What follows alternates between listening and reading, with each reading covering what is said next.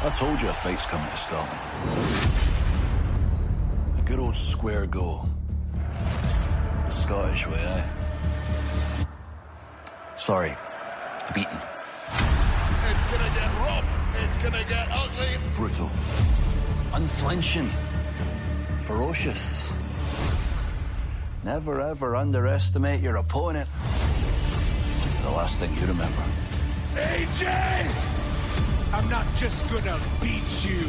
I am going to make you say, I quit! All rise! This is where the world will learn what Damian Priest is truly made of. Us Scots, we're known for our temperance. Damian Priest, I'm about to take your bloody title. So let's make a deal. You bring the crazy. We bring the fight. Glasgow, Scotland, and the world. Are you ready to clash at the castle?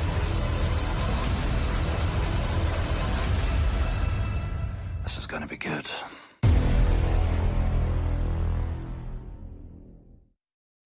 And now, live from Glasgow, Scotland, Gin and Juice presents Clash at the Castle.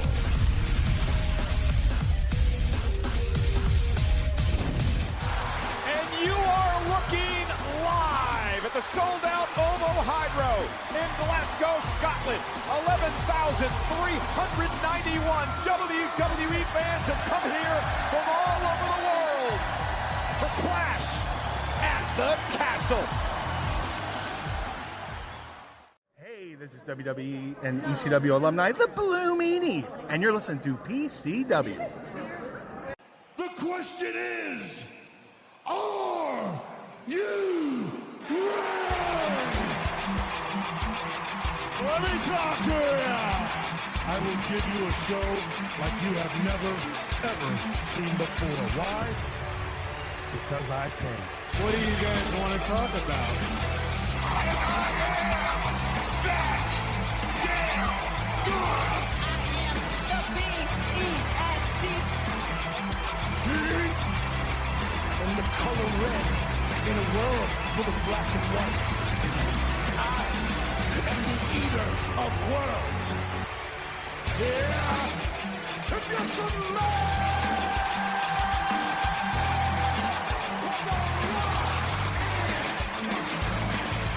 Acknowledge me. The champ is here. But to be the man, you gotta beat the man. And I'm saying, woo, right here. Hey, yo. The best there is, the best there was, and the best there ever will be.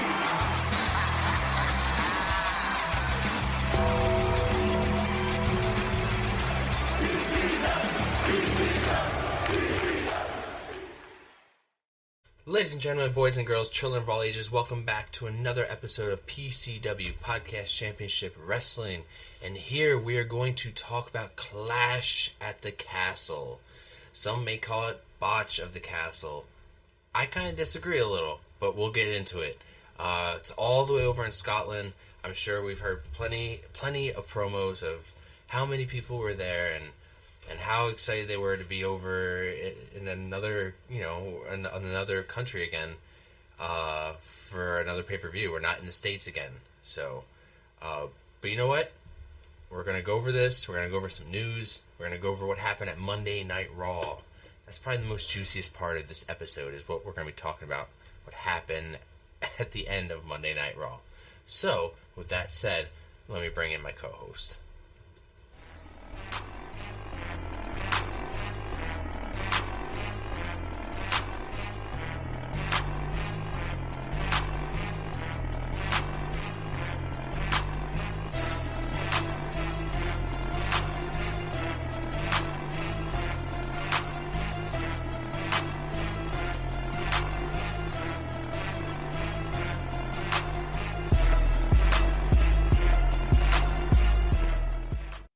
Dre, Welcome back, my man. Yo, what it do, PCW crew? Hey, man, we did a 2-man episode before, and I feel like it worked. We had enough for an episode, and just right now Doyle's on the road. He's a busy man, and wrestling has been done with a 2-man commentary team for many, many, many years. You just got to have the right chemistry, And I think we can do it. Another episode without Doyle. I'd be kind of interested to do an episode with just Doyle, me and him. Maybe one day. But I know we weren't able to cover the pre-show, the predictions. Again, it was just with the Memorial Day and with our schedules, we just couldn't get in the lineup. And you know what? That happens when when you have 3 guys who don't live close to each other, some in different states. But hey, we still make it work. We still bring it to you. Maybe a little late, but you know what? We still bring it. Realistically thinking about it, I'm pretty sure our predictions, quote unquote, for the show were probably the same as everybody. We're kind of in that phase right now in WWE where things are happening, the product is entertaining, but as far as like your PLEs, not really going to be seeing a whole lot of big change or, really anything unpredictable or surprises out of these PLEs. At least not until probably we hit SummerSlam or something like that, which is, you can have your opinions here or there about that and whether you think that's a good thing or a bad thing, whether that element of surprise is something that people miss or whether they appreciate it or, some people, obviously you got people who feel one way about it, there's no sense of surprise in it anymore. There's nothing, what everything's going to happen. Yes. Uh-huh. And then there's some people who want that consistency, who appreciate having long-term storytelling, and it's a give and take. Yeah. If you get long-term storytelling, then obviously some shit's going to be predictable for a while. But if you want, unpredictability and a lot of surprises, then you run the risk of getting into like hot shotting with the belt, which is some things that some people don't like. So. Yeah, and now that we have like SummerSlam next year or 2026, I think it was, or was it next year? Yep. Going next to year. two days. 25. So now it's like they're gonna do what they just do for WrestleMania, is they save up these juicy feuds for those big pay-per-views. And like the Saudi ones, I always feel like are always like throwaway matches. Definitely. Yeah, it's like it's rare that we ever have big changes in the Saudi. It's just like, yeah. I sometimes you could say you could even miss the Saudi pay-per-views and probably not miss much. But hell, this time we're in Scotland. Like, where are we last? We were in France, right? What, the last European PLE? Yeah. Yeah, we was in France. Lyon, France. Yeah, another one where we're outside the States. So I'm cool with that because I like to hear just the crowd, like just the audience. Because like what we had with Lyon, France, like it was amazing, and I was hoping to like, will Scotland be the same, And Scotland crowd was pretty wild, pretty loud. They were not as loud, but they were loud. Right. They weren't as loud as lit and turned up as France. Yeah. But I think in some regard, I think that was a good thing. Yeah. As live as France was and as lit as they were, there were some parts where it kind of felt like the crowd was making it more about themselves than the show itself. Right. And they were kind of taken away from the show just with the excessive chanting. It was too much at some points. Scotland seemed to find that good balance. They didn't quite have the same level of volume as Lyon or France, given that it was only 11,000 people. And I mean, I don't know how many people were at France. So, but what they did do right was being lit, being turned up, and not overshadowing the performers in the ring. Right. They had their chance. They, cheered. They were enthusiastic, but they were still respectful of the product that was happening. Yeah, we didn't see no beach balls, right? Yeah. No beach balls, no over the top chants, no. Yeah, no hijacking. No taking away from the match. Yeah, right, really. No hijacking of the match. Yeah, that's how I would phrase it. No hijacking of the show, even. Exactly. But boy, were they pissed at the end of the night.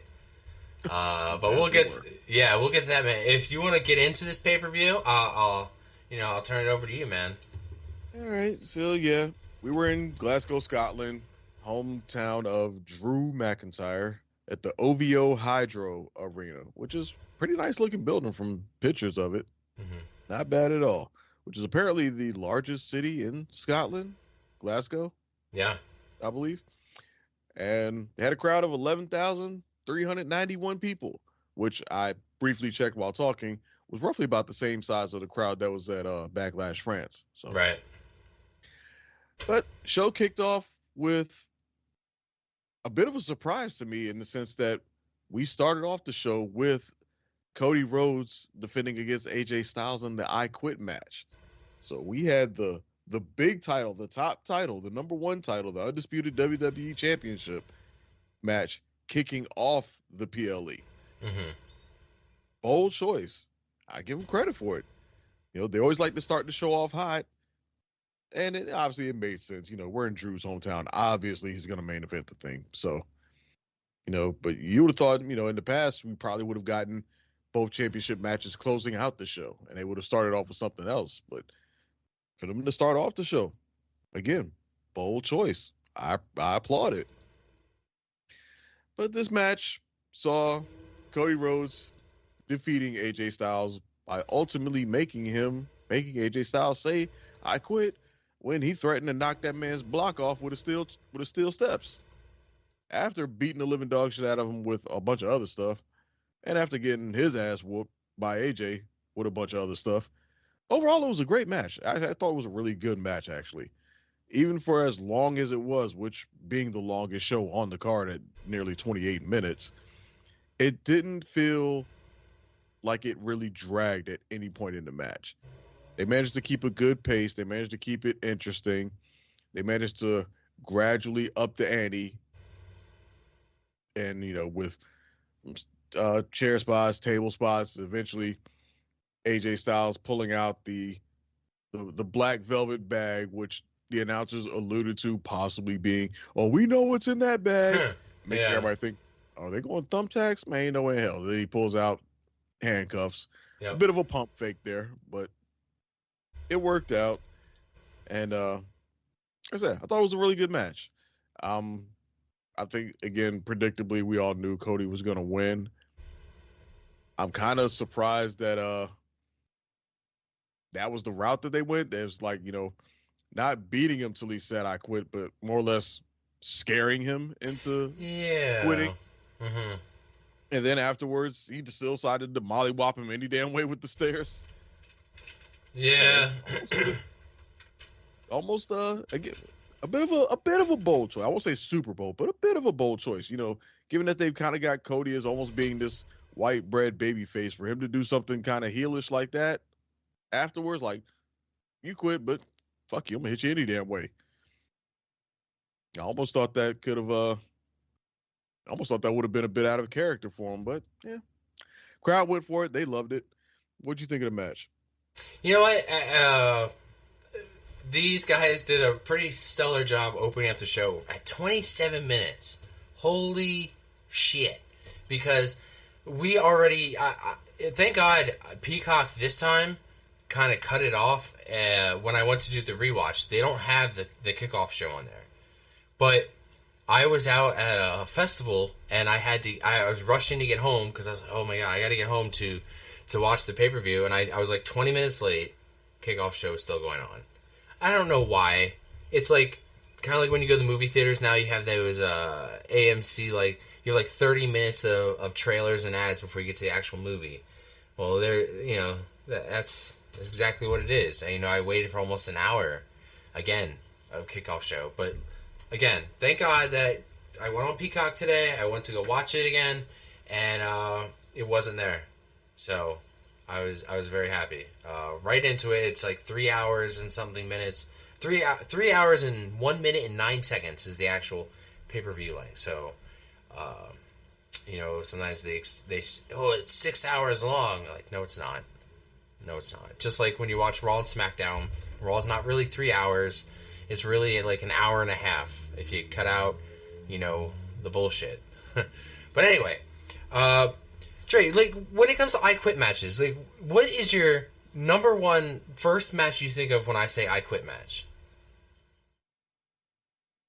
For me, the first one that comes to mind would be probably Royal Rumble 1999, Yes. The Rock versus Mankind. Yes, exactly. That was an I Quit match. That was a hell of an I Quit match. I've also seen one of the most brutal matches anyone could ever hope to see in their life. Dude. And probably something that Absolutely. we're glad doesn't happen anymore, because the level of violence in that match, yeah. Yeah, I mean, and you know what? We don't see I Quit matches very often. The Rock versus Mankind, that was probably, again, one of my favorite ones.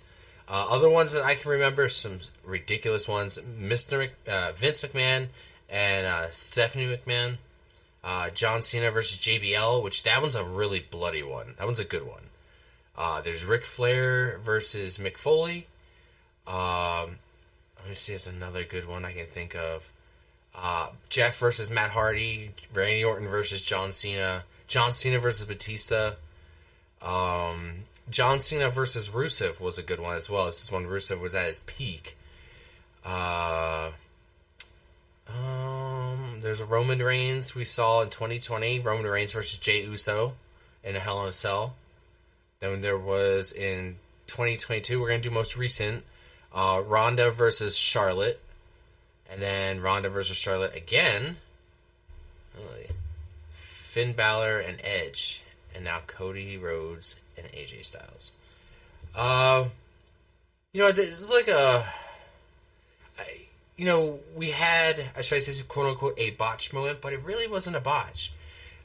So it seemed like the ropes were loose, at least the top rope, and AJ Styles said something to the ref about it, and I don't know why.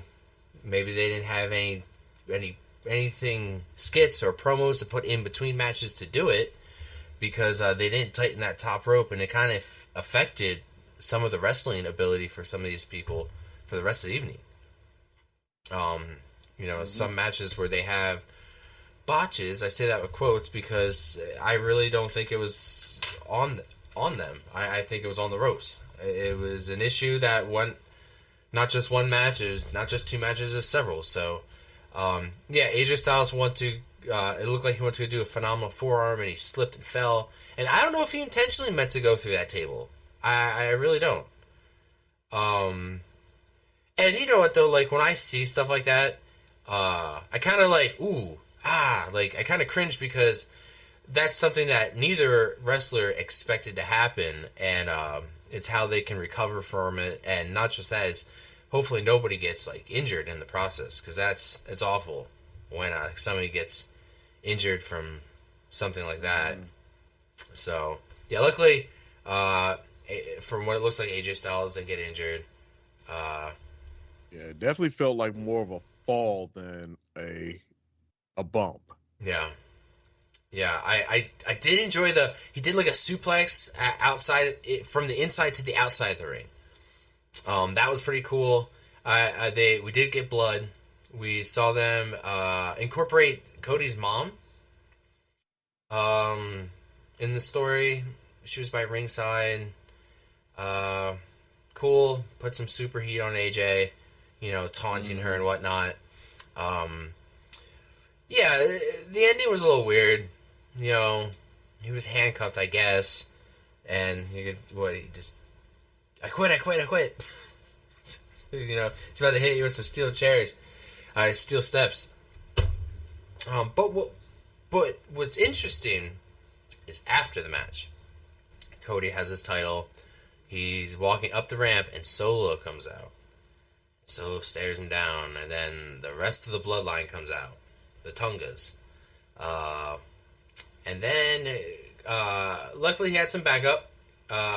Kevin Owens came out with a Stone Cold Steve Austin shirt, I may add.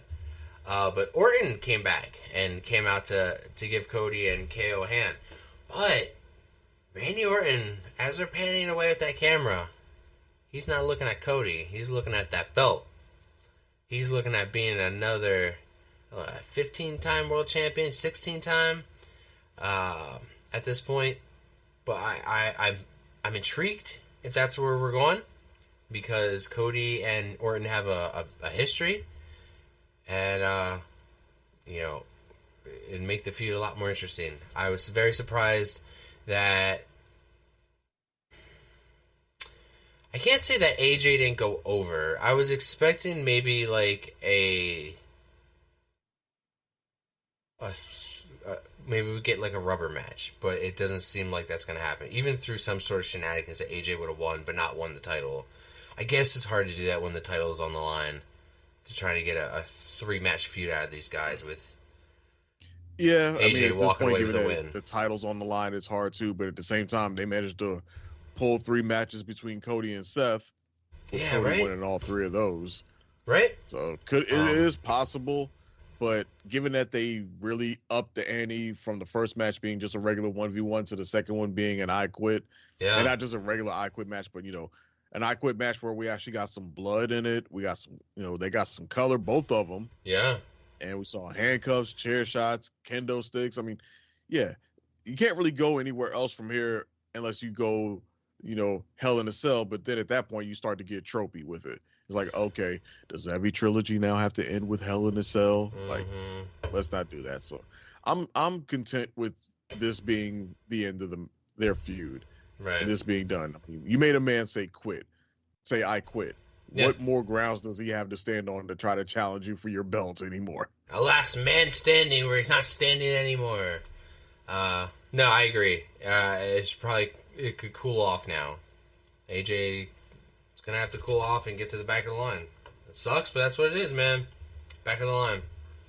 Yeah. Lost your rematch. Yeah, and I know everybody's making a big thing out of that shot of, Randy Orton staring at Cody's belt. Mm-hmm.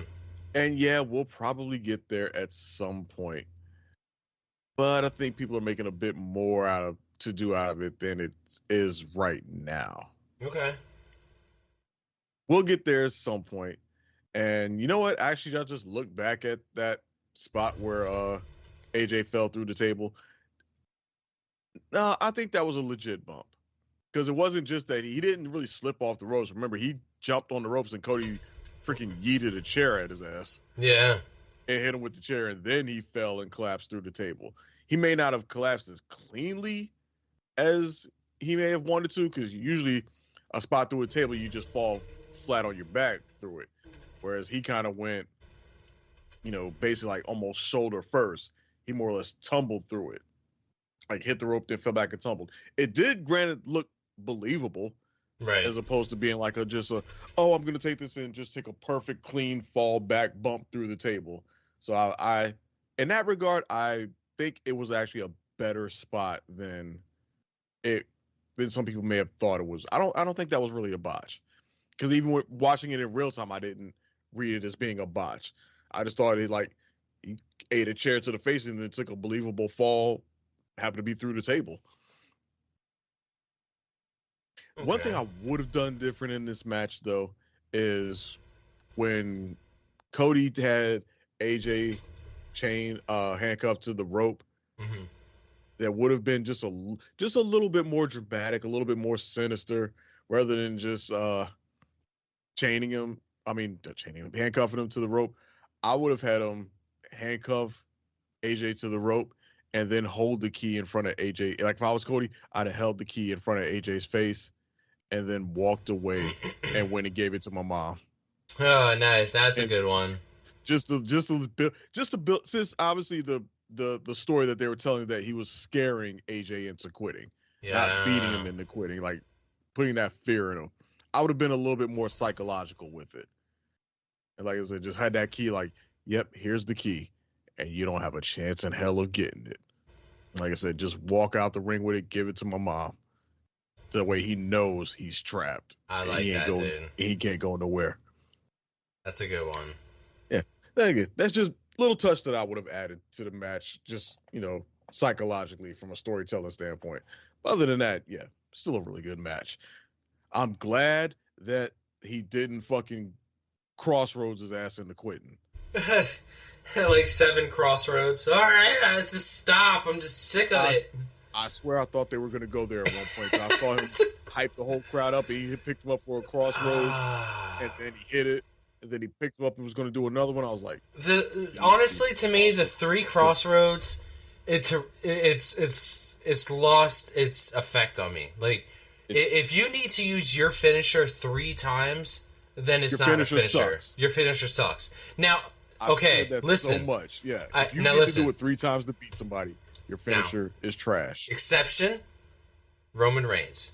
When he lost his title, exception. But right now it's just WrestleMania. Absolutely. It's Roman Reigns. It's a 3-year champion. Absolutely, that guy has earned 3 crossroads. Yes, absolutely, dude. And you know what? Stone Cold Steve Austin, he wouldn't always, he wouldn't stun somebody 3 times in a row to put him down. 99.9% of the time, he stun your ass once and you're down. The only time I remember him, a lot of the times I recall ever Stone Cold stunning people twice is when he stunned your ass and you bounced back up and he got to stun you again. I've seen him do it. Or he was in a match with somebody major enough that warranted more than one stunner. Like, he would hit you maybe with a surprise stunner somewhere in the middle of the match. Yeah. And then there might be more towards the finish, like The Rock. Yes. Like him and The Rock, yeah. You almost guarantee if they had a match, Rock was going to need more than one rock bottom, and Austin was going to need more than one stunner. Yep. And hell, depending on who it was, Rock might hit a stunner on Stone Cold, and Stone Cold might hit a rock bottom on The Rock. Matter of fact, when The Rock beat Stone Cold at WrestleMania 19, he needed 3 rock bottoms to beat him. Yeah, that beat him for like... Warranted. Yeah, dude. Absolutely it did. Absolutely.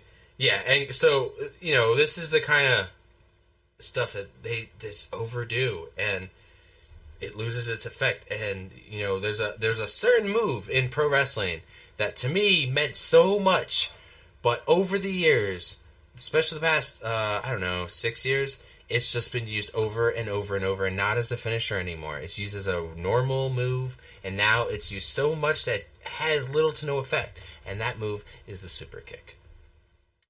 That move is the super kick. Shawn Michaels made the Sweet Chin Music what it is today, but everybody's super kicking now, and now it's just not the same anymore. It's just not. I agree that it's overused.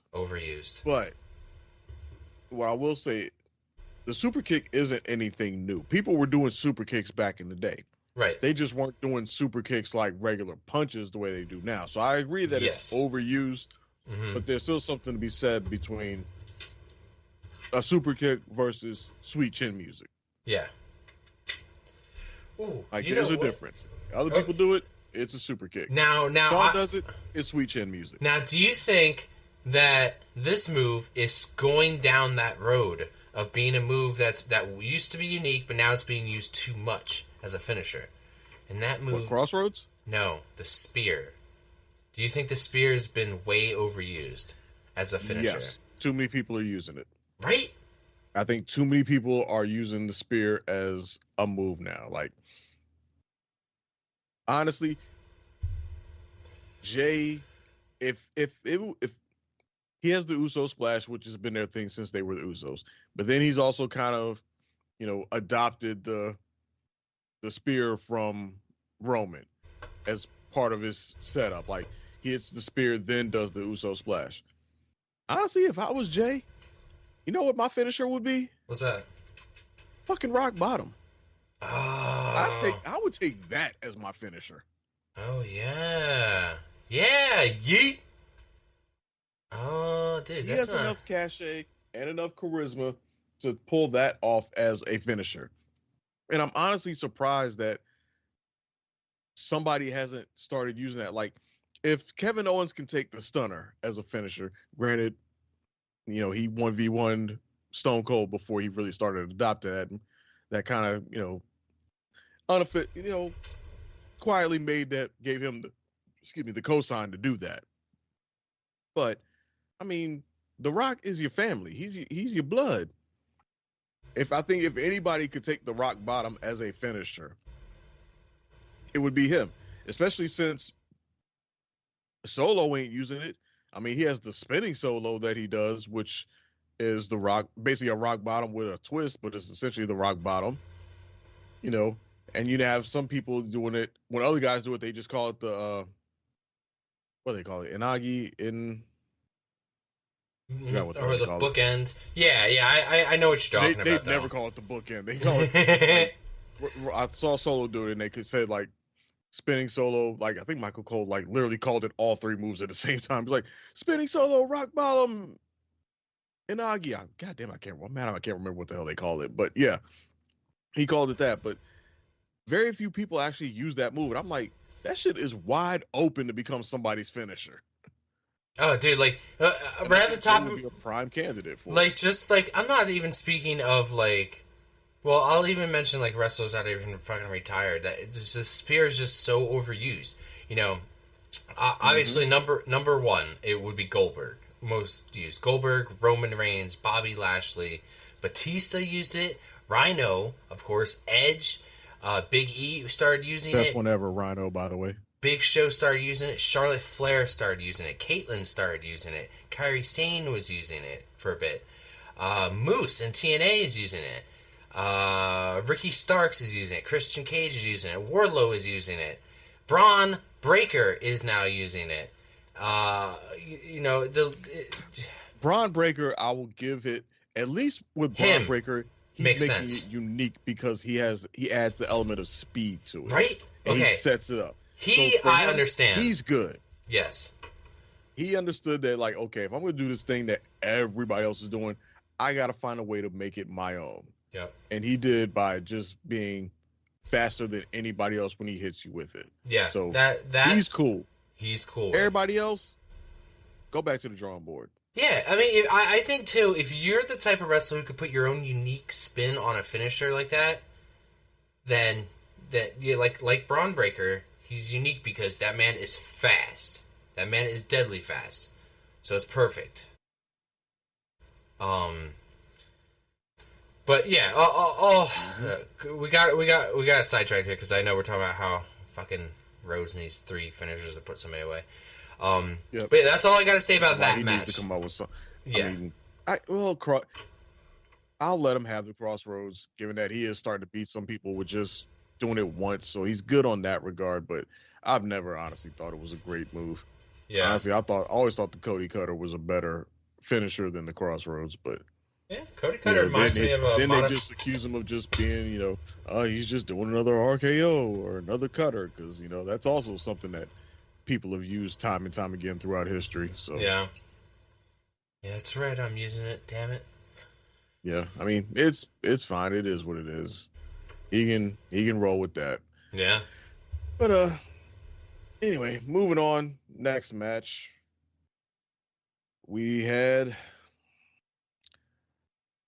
a women's tag team match, triple threat match of the unholy union, Alba Fire and Isla Dawn, and the team of Shayna Baszler and Zoe Stark challenging our champions Bianca Belair and Jade Cargill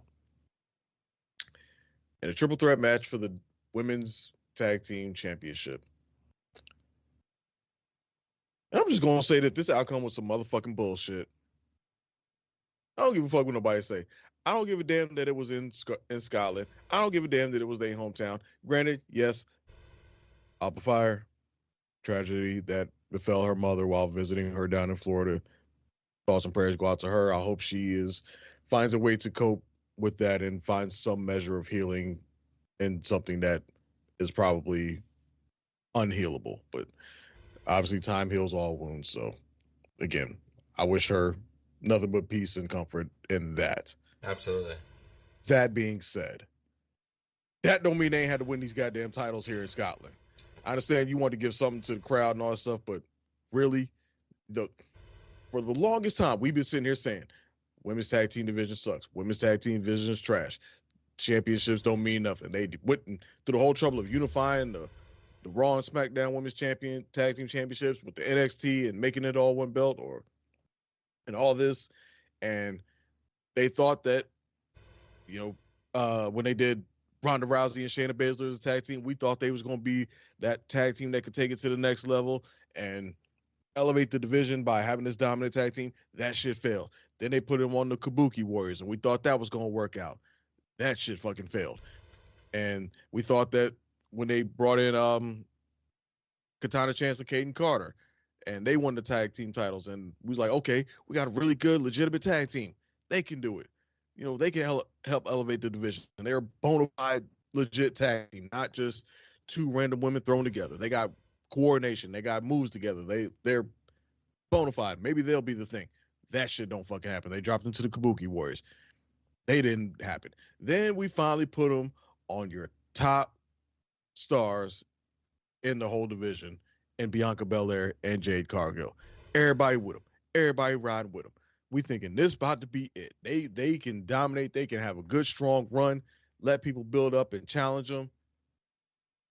And then you pull this bullshit in fucking Scotland. And they just lose them to Alba Fire and Isla Dawn, a tag team that was, weren't they drafted to SmackDown? Or did they start showing up on SmackDown last year? And they got drafted to Raw. And they have had how many matches? Like 0, maybe 1 or 2 since they've been called up to the main roster. But then they just suddenly just win the tag titles. This is why don't nobody give a fuck about this damn division. This bullshit hotshot ass booking with no rhyme or reason to it whatsoever. You really just gonna take the titles off probably one of the best tag teams you've had in a while for no damn reason. No real viable reason other than, we in the hometown. Got to give the crowd something. They did this shit because they knew they was finna piss everybody off at the end of the night. They knew they was about to piss everybody off at the end of the night. So they was like, we got to throw them a bone early. And this is the motherfucking bone y'all decided to throw them at the expense of Bianca Belair and Jade Cargill. Your best tag team you've had in this division in a while. Short of, I still say Katana Chance and Kaden Carter are still think of the best women's tag team, but they don't have the star power that Bianca and Jade have. So, understandable. But I really hated this fucking decision. Really hated this choice to just seemingly for no reason just take the titles off of them. And I'm not even going to get into it about Jade and the botch that she had with the springboard clothesline. I'm not even going to get into that. It's since come out that ropes were an issue this night. And it wasn't just Jade Cargill who was affected by them. So I don't want to, I'm not even about to sit here and waste energy on that or bother with that, because people, I've seen it online, people just want to jump all on Jade over that, but want to conveniently be quiet about other people who had rope botches. But again, not going to get into that. I hated the finish of this match. Outside of that, everything else in the match was good, except that stupid ass finish, which was some bullshit. What were your thoughts? I couldn't disagree with you more. No, I'm kidding.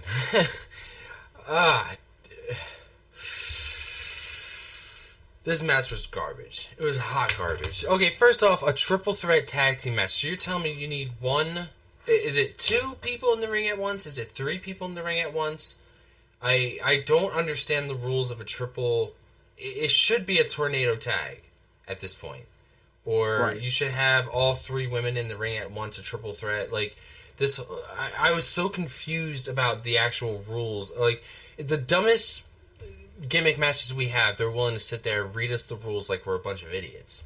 But when it comes to something like this, it is a little confusing, especially when titles are thrown in the mix. Because, with triple threat matches, especially a tag team one, just one person from that team has to be pinned. And they don't even have to be the champions to lose. I mean, it was... there were some good spots. I'm liking the chemistry. Aside of the the botch, of course, and the finish. You know, the chemistry that Bianca and Jade are getting better and better with their matches. I see it. I see it getting better. Dude, the way that match ended, it was such a steal of a win. And to me, it's just like, I think you're going to be paper champions. I think you're going to be transitional champions. Get ready next pay-per-view to get crushed. Crushed. Because you didn't even pin the champion. You pinned Shayna Baszler. You didn't even pin the champs. The champs were fine. They just timing. It was all about timing.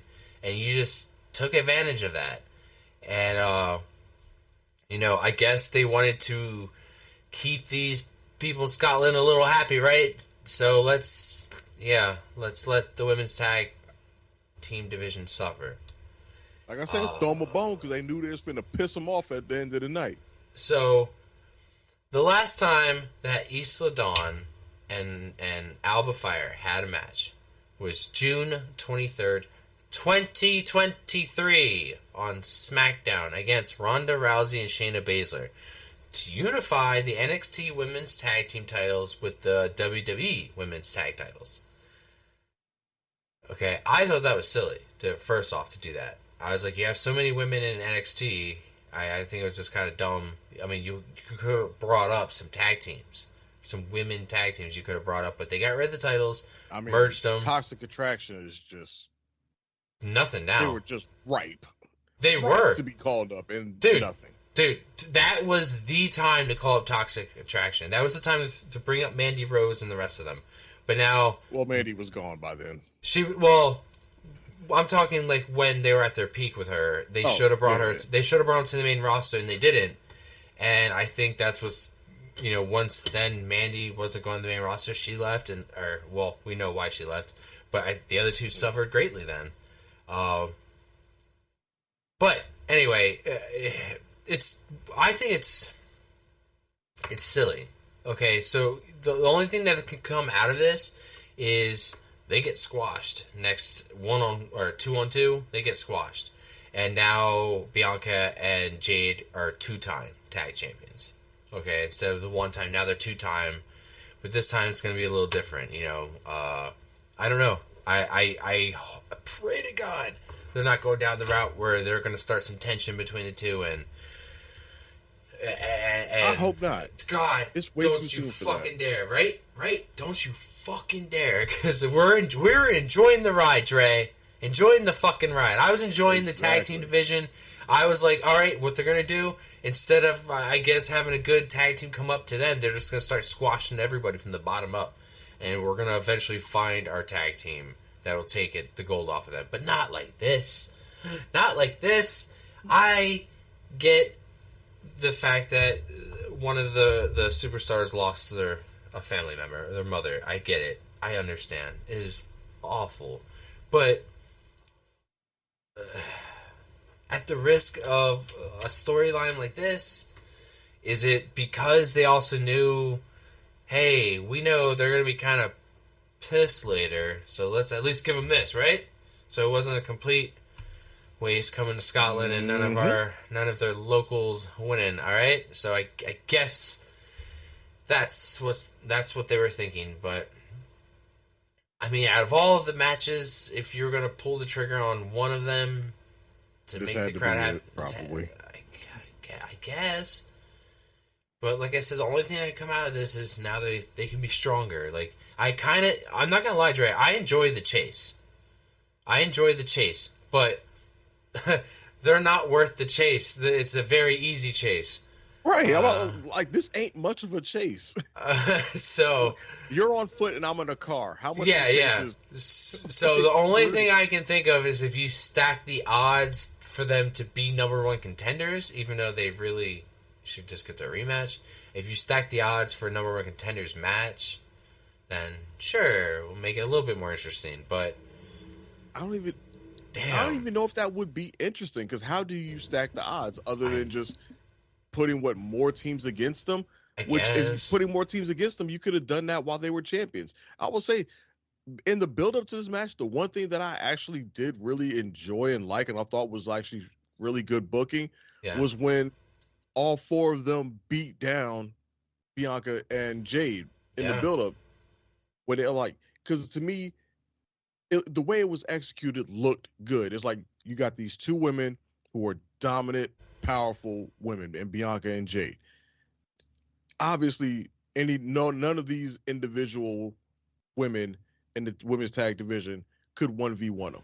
It's not credible, especially considering how they've neutered the living fuck out of Shayna Baszler from her NXT days. She's about the only one that you could make an argument that could stand toe to toe with them, but they've neutered her into nothingness, so that's not even a thing anymore. So the fact that it took all four of them to basically jump these girls and beat them down, I was like, okay, I'm cool with this. I like this. Like, these women in the tag division realize, okay, our chances of beating them 1v1 is going to be slim to none. So if you can't 1v1 somebody, jump them. I mean, we see factions do that all the time. Oh, this guy's a threat to the champ. Get the whole clique on him.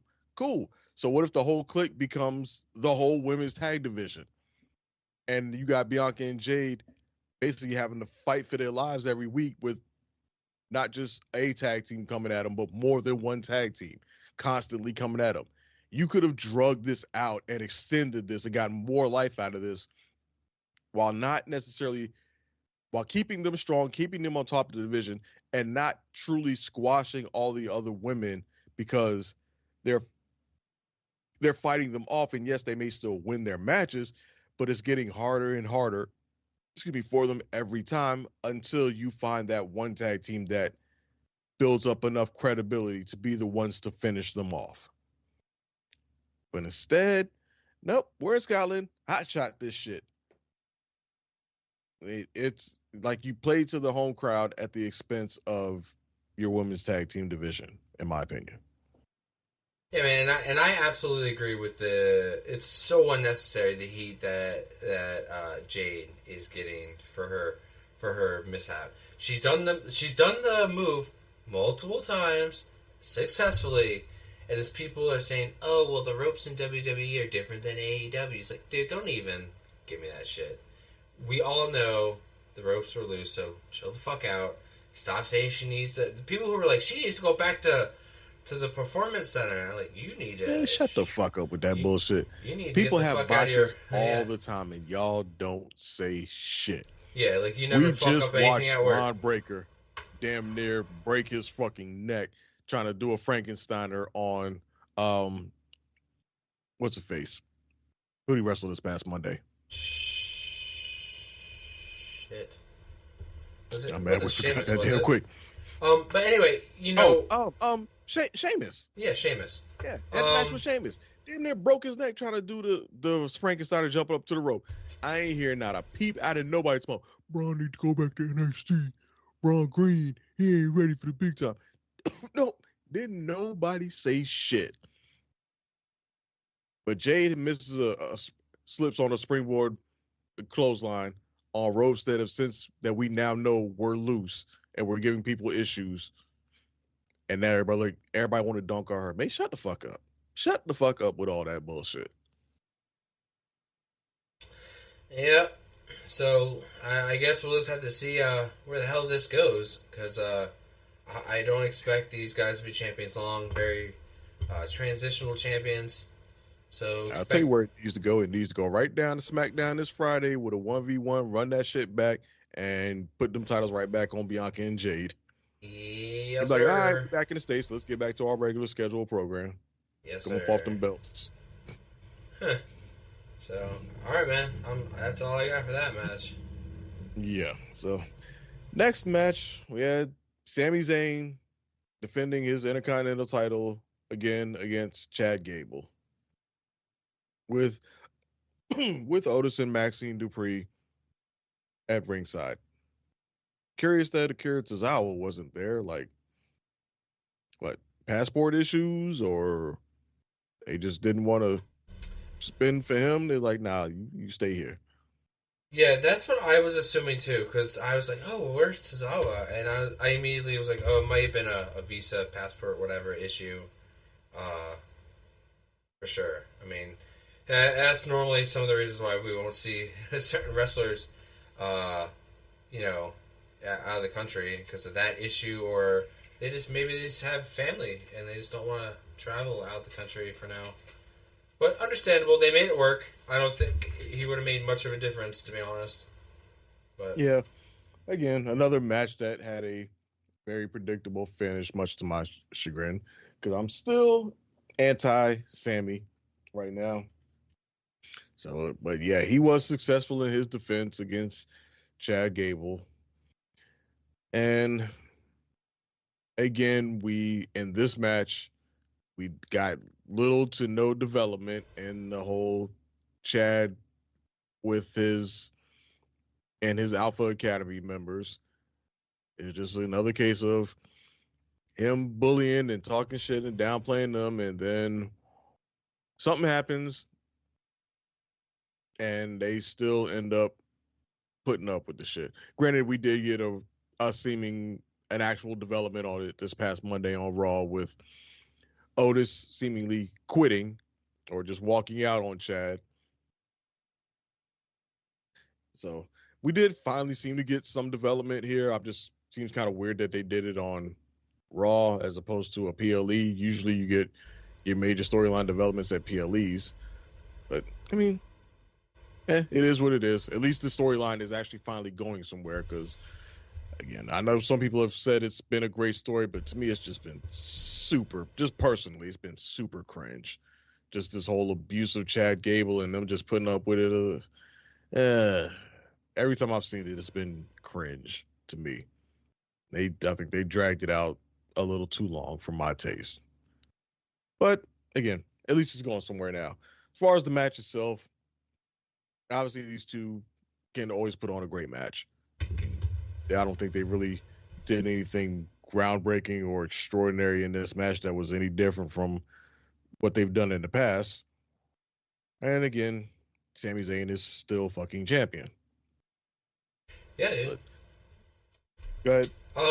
Yeah, I kind of enjoyed this match. For pound, like these two guys are great wrestlers. You know, roughly about the same size.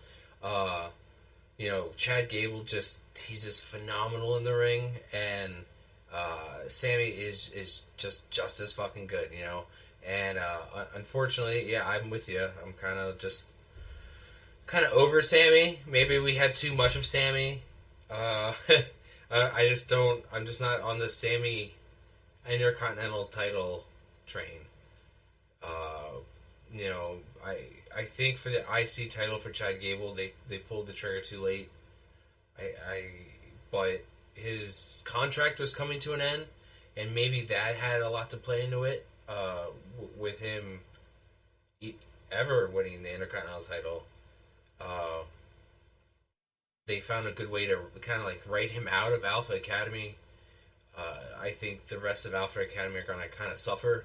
Maybe Otis can kind of flounder into something, but sorry, Tozawa and, you know, what's it? Maxine Dupree. I mean, it's not good. It's not good for them. I don't know where they're going to go. I don't know how they're going to do it, how they're going to make it. Chad, I kind of hope after it seems like they wrote him off this Monday. I kind of hope he takes some time off and maybe did more than write his ass off. Yeah, okay. And maybe he's taking some time off. You know, between his contract. Maybe I don't know if he's coming back with a gimmick change. It seems like I don't know. I was kind of having a conspiracy theory about a lot of these wrestlers were having contracts running out around this time. That man just to murder his ass. Yeah. I don't know if it's like something to do with maybe a new stable, new gimmicks for some of these wrestlers. I don't know. I'm not saying that Natalya and Chad Gable and anybody else whose contract has been coming up lately are all going to be in a stable together, but I don't know. Yeah. See, I think. Go ahead. I was gonna say, just getting back to Otis and Maxine and Akira Tozawa post Alpha Academy. Everybody seems to think that they can't go anywhere. I don't necessarily agree with that. Okay. Now, I'm not saying that they're going to become like main eventers or move up the card. I still think they're all, more or less permanent mid-carders. But relevant on TV, week to week. Yes, I think there's still something to be done there. I think they can still be done there. I think they can be that gang of more or less like outcasts, more or less, that just band together and support each other and help, just be that. Also, almost like runaways, more or less. Yeah. They had a place that they called "quote unquote" home in Alpha Academy with Chad Gable, and he turned into an abusive asshole. So they're now out of the abusive relationship, and now we can watch them build themselves back up after being out of this abusive relationship. Since that's the storyline that they've been doing, is that then keep going down that road, keep following that path. What's the next step for somebody once they get out of an abusive relationship? They have to rebuild their confidence. They have to build themselves back up. Otis can be the focal point of that. Being that he's probably the most, the biggest name of the three of them. They can be his support system. He can be the one that's, he was the one that was the closest with Chad Gable. He would probably be the one that's most devastated by having to walk away. Let Tozawa and Maxine be his support system. Let them be the ones that build him up, that, have his back, that help him recover, help him heal from this abusive relationship that he was out of. He can be that sympathetic figure that the fans can get behind. And maybe that can ultimately climax with him becoming like an Intercontinental Champion at some point. Maybe at some point, they do finally put the title on Chad Gable and let Chad have the run with the Intercontinental title of a good length. And while this is happening, let Otis be getting built back up. Let him be healing, recovering, regaining his confidence, and keep them two separate from each other until eventually maybe Otis is the one that ends Chad Gable's run in the long term. That'd be cool. As he builds his confidence back up and he's now willing to stand on his own. And he can stand and look Chad in the face and be like, yo, I'm not that dude that you used to talk down to in the past. I'm not that guy. And now I'm here standing in front of you. And I'm here to challenge you for your Intercontinental title. And I'm going to be the one to end your reign. I think for me, what kind of put this match off a little was we're even doing it now. We're talking and we're more interested in the storyline with Chad Gable and Alpha Academy than the storyline for the Intercontinental title with Sami Zayn. It just doesn't hold the same gravitas as when Gunther had it. Because when Gunther had it, it was very exciting to see who was he going to fight, and it was a big deal. And I kind of missed that, Dre. We're not going to get that again for a while until... I don't know. We're just not going to get that again for a while for the IC title, where it was honestly, super exciting. Right now, WWE is almost damn near every title is more interesting in the hands of the heel. Yeah, because you want to see who's going to be the one to take down the heel, and that's unless you have a babyface that's just super fucking over and everybody just loves seeing that person. Then most titles are almost always more interesting when they're in the hands of the heel. Yeah. Because you want to see the person that's going to take them down. Who's going to be the person that ends the heel's reign. And Sami Zayn right now is boring as shit. He's not chasing. He's not the pseudo Rocky or whatever the fuck bullshit they were doing for WrestleMania. He's just this white bread ass goody two shoes after school special talking motherfucker with the belt. No. Old Captain Save-A-Ho ass motherfucker in this damn storyline with Chad in it. Yes. And honestly, it's boring, at least to me. And especially put that on top of the fact that he appropriated Chad's whole goddamn storyline to get that Intercontinental title in the first place. So I'm just extra salty against him. And he's doing this on top of it? Hell yeah. I mean, I want somebody to beat the brakes off his ass, take that belt. Although, and I still think it should be Chad Gable, but unfortunately, no, it doesn't seem to be the direction that they're going because it looks like they're probably gonna. His next feud is gonna be either Gunther. Either it's death. His next feud is death. It's either Braun Breaker or Sheamus. Yeah, since those two appear to be his next challengers. Oh, for the IC title, yeah. I thought we were talking about Chad Gable. Title. I was like, Chad Gable's next feud is death. Yeah, I mean, again, I would have had Chad be the one to take him down eventually, but I know that doesn't appear to be the case. But nope. And honestly, I don't know how realistically speaking, I know Braun is still kind of the new guy on the roster, but I don't see how the fuck Sami Zayn beats him. Mm-mm. He probably will just because he's over as fuck, but I'm like, yo, Braun Breaker should steamroll your ass for that fucking belt. Best bet is this motherfucker spears himself into a fucking ring post, and Sami Zayn gets him on a roll up. Right, and they'll probably do some dumb shit like that. Yup. Let this man run 23 miles per hour into a fucking table or something. Yep. That's exactly what's gonna happen, dude. Haluva kick, done. Like, into a table, stumble, haluva kick.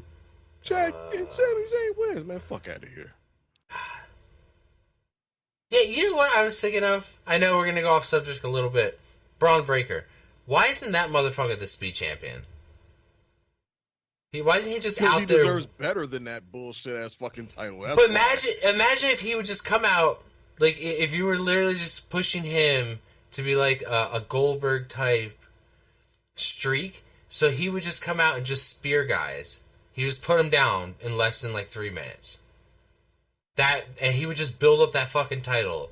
Like, this title, this man is undefeated. He's just beating people in, like, less than 3 minutes. But come on, think about it. Because there's no building it up. Nobody gives a shit about the Twitter title. Nobody does, but they could. Even if you did it with Braun Breaker, where it's like, oh, look at him this week, he ran through somebody. Look at him this week, he ran through somebody. It's like, so? What made Goldberg interesting is that he did it on Nitro. We saw it happen every week. We saw him. That's the thing. They need to bring it. Nobody's to TV. Seeing Twitter. I know that's the issue. Nobody's logging on to Twitter every fucking Wednesday or whatever the hell that shit is for 3 minutes to watch Braun Breaker steamroll through somebody. I know. If it was on TV, yeah. If it was on TV, you're right, dude. But I think if it was on TV and it had more eyes, like this title that requires you to beat guys under 3 minutes, and this guy is strictly just his go-to is the spear, just coming in spearing motherfuckers. Done. Maybe if it was an actual television title, then maybe it could be something. But the fact is, nobody gives a shit about this belt because it's Twitter exclusive, and everybody knows it's just business. It's a business partnership. Yeah, they worked out some sort of deal with Twitter. Conned Elon Musk out of a couple coins to do this dumb shit. Like, hey, we're gonna do this dumb shit on y'all. Like, okay, whatever. Got some money out of it. He thinks he's getting some exposure. Nobody gives a shit. Nobody talks about it. And that's it. Like, who the fuck even is the Speed Champion right now? I'm looking at it right now. Right now, is it Andrade? It is Andrade. He beat Ricochet. So right. And nobody gives a shit. I do. No. This is going to be like the 24/7 title. It's going to be thrown in the trash. But with that said, let's move on to that contract is up, that shit is going to be Control-Alt-Deleted so quick. Yep. So, all right, let's move on to the next match. Yeah, next match, we had Bayley defending her WWE Women's Championship against Piper Niven with Chelsea Green in her corner. This match was a really good match. This match, not to get too sidetracked too quickly, but reinforces more, I can say more than ever, but just adds more reinforcement to my belief that the women on the main roster need mid-card titles. Because who knew Piper Niven could pull out this good of a match in a 1v1? Who knew she had this in her? I would imagine only people who have been really diehard following her, probably from her NXT UK days or whatever, early in her career, probably knew that she was capable of this. But most casual or main roster WWE fans probably did not know that Piper had this in her, because she wasn't doing this as Doudrop. She wasn't doing this when she initially came back as Piper Niven. She wasn't having this type of quality match, and that's exactly what this was. This was a damn good match from her. She showed the fuck out. Bayley helped make her look like $1 million in this match. Even Chelsea Green is right now, honestly, Chelsea Green, she may not be the MVP of the WWE women's division or WWE right now, but she damn sure 6th man of the year. Because she does not waste a single moment of screen time that she gets. She makes her presence known every time she's on screen, whether she's in the ring or not. And she doesn't get much opportunity in the ring, although I heard she absolutely cooked in a match on NXT a few weeks back. I still haven't gone back and watched it yet, but I heard she absolutely cooked in that match. But every time she is on camera, she adds something. She never takes away from a segment that she's in. Never. She is extremely underrated, in my opinion. My respect and appreciation for Chelsea Green grows pretty much every time I see her, because she always adds something. And she added something to this match, whether it was by having Piper's back and then eventually getting tossed out just to come back in a fucking Rey Mysterio mask and shit and totally play a straight face like she's somebody else. Like, just adding something, not taking away. Always adding something. And like I said, and Piper just absolutely showed out. And Bayley helped make her look like $1 million in that match. Even when after she finally got the win. Just looking back at Piper like, damn. With that look on her face like, that was way harder than I expected. You actually pushed me to the limit. That little extra after the match really helped sell and elevate Piper. Because she could have just won the match and just celebrated, yep, I won, I'm still the champ, yada, yada, and just completely disregarded Piper. But no, the fact that she acknowledged her after the match and acknowledged the battle that Piper, the fight that Piper really gave her, that little extra is what helps elevate Piper Niven. And I think after a match like this, next time she steps in the ring, she's going to have a little bit more credibility than she had before this match. And that's for somebody, if you're trying to build up your women's roster, what more can you ask for in a loss? That you lose a match, but you come out looking better than you did going into it. So yeah, this might not have been match of the night, but it was my favorite match of the night. Okay. Yeah, I agree. Bayley totally made Piper look like $1 million. I've seen Piper have some good matches back in NXT UK. Yeah, it's like, it seems like there are some wrestlers on the roster that their best matches are in NXT. Shayna Baszler, we were just talking about earlier, another one. Go back in NXT, that's where her best matches are. Even Sami Zayn and Ricochet had great matches in NXT. But who knew that you could put Piper Niven on a card like this, and she'd be able to be reliable. It's a big deal. She's very lucky to get that spot. Not just because she's from, she's a local lass, but that they believe that she'd put on a decent match and, it wouldn't be hot garbage. She made it believable, because there's sometimes where we get these kind of matches, these matchups against the champion, and it's just because the opposing wrestler is from that local area, and it's like, well, just because you're the local doesn't mean you should get a title shot, you should win, or you should go over. But I don't know what I'm trying to say here. I I guess if your local wrestler comes, don't always expect them to win. Don't always expect them to go over, because that's not how it's going to be. But expect them to try to put on their best damn match, because that's what she did here. She knew she wasn't going to go over. She put on a hell of a match for Scotland, and I bet they're so fucking proud of her, though. You know, we probably didn't get to see it after she left, but I bet she got like a nice standing ovation from her fans when she left. I'm certain that she did, because Bayley won the match and Bayley left first. So I'm pretty sure during whatever commercial break or pause between the matches, I'm pretty sure she got a good, strong ovation from the crowd. Yeah, and it sucks that we don't get to see that kind of stuff, you know? I wish we did. Right, like we got to see that with Zelina Vega at Backlash last year. Mm-hmm. We got to see that appreciation from the crowd post-match. It would have been nice to see that for Piper. Yeah. I wanted to see Bayley bring out the belly to belly, and she did it, but she did it on the top fucking rope. I enjoyed the fact that the ref totally kicked Chelsea out. You're right. Chelsea does not waste a minute of airtime. She is entertaining as shit. Whether she is a fantastic wrestler or not, she is great on-air performer.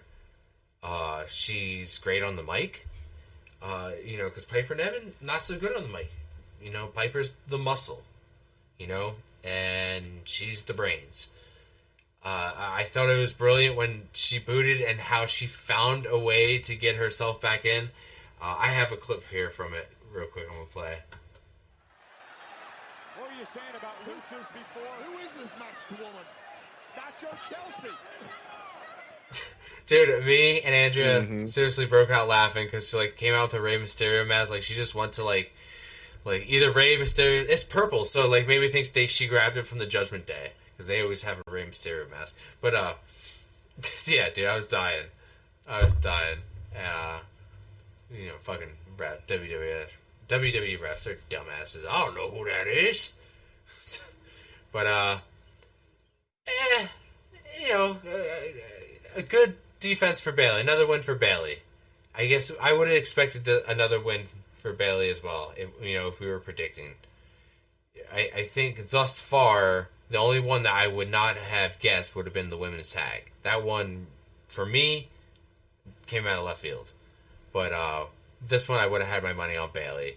But I would have expected a good match. And for the women tag only got 12 minutes. These two got 13 and a half. And pretty good. Because they had to kind of wake the crowd up after Sammy and Chad Gable. But yeah. Yep. And like I said, Chelsea, again, she's consistently climbing the ranks in my books as far as being one of my favorite women in the division. Dude, mid-card title, Chelsea Green. Right. Right? She would kill it as the mid-card, a mid-card champion. Dude, I would absolutely. That's what I mean. Like, I know they're experimenting with it in NXT. They do that a lot in NXT. They experiment by bringing, okay, we're going to bring NXT women's tag titles.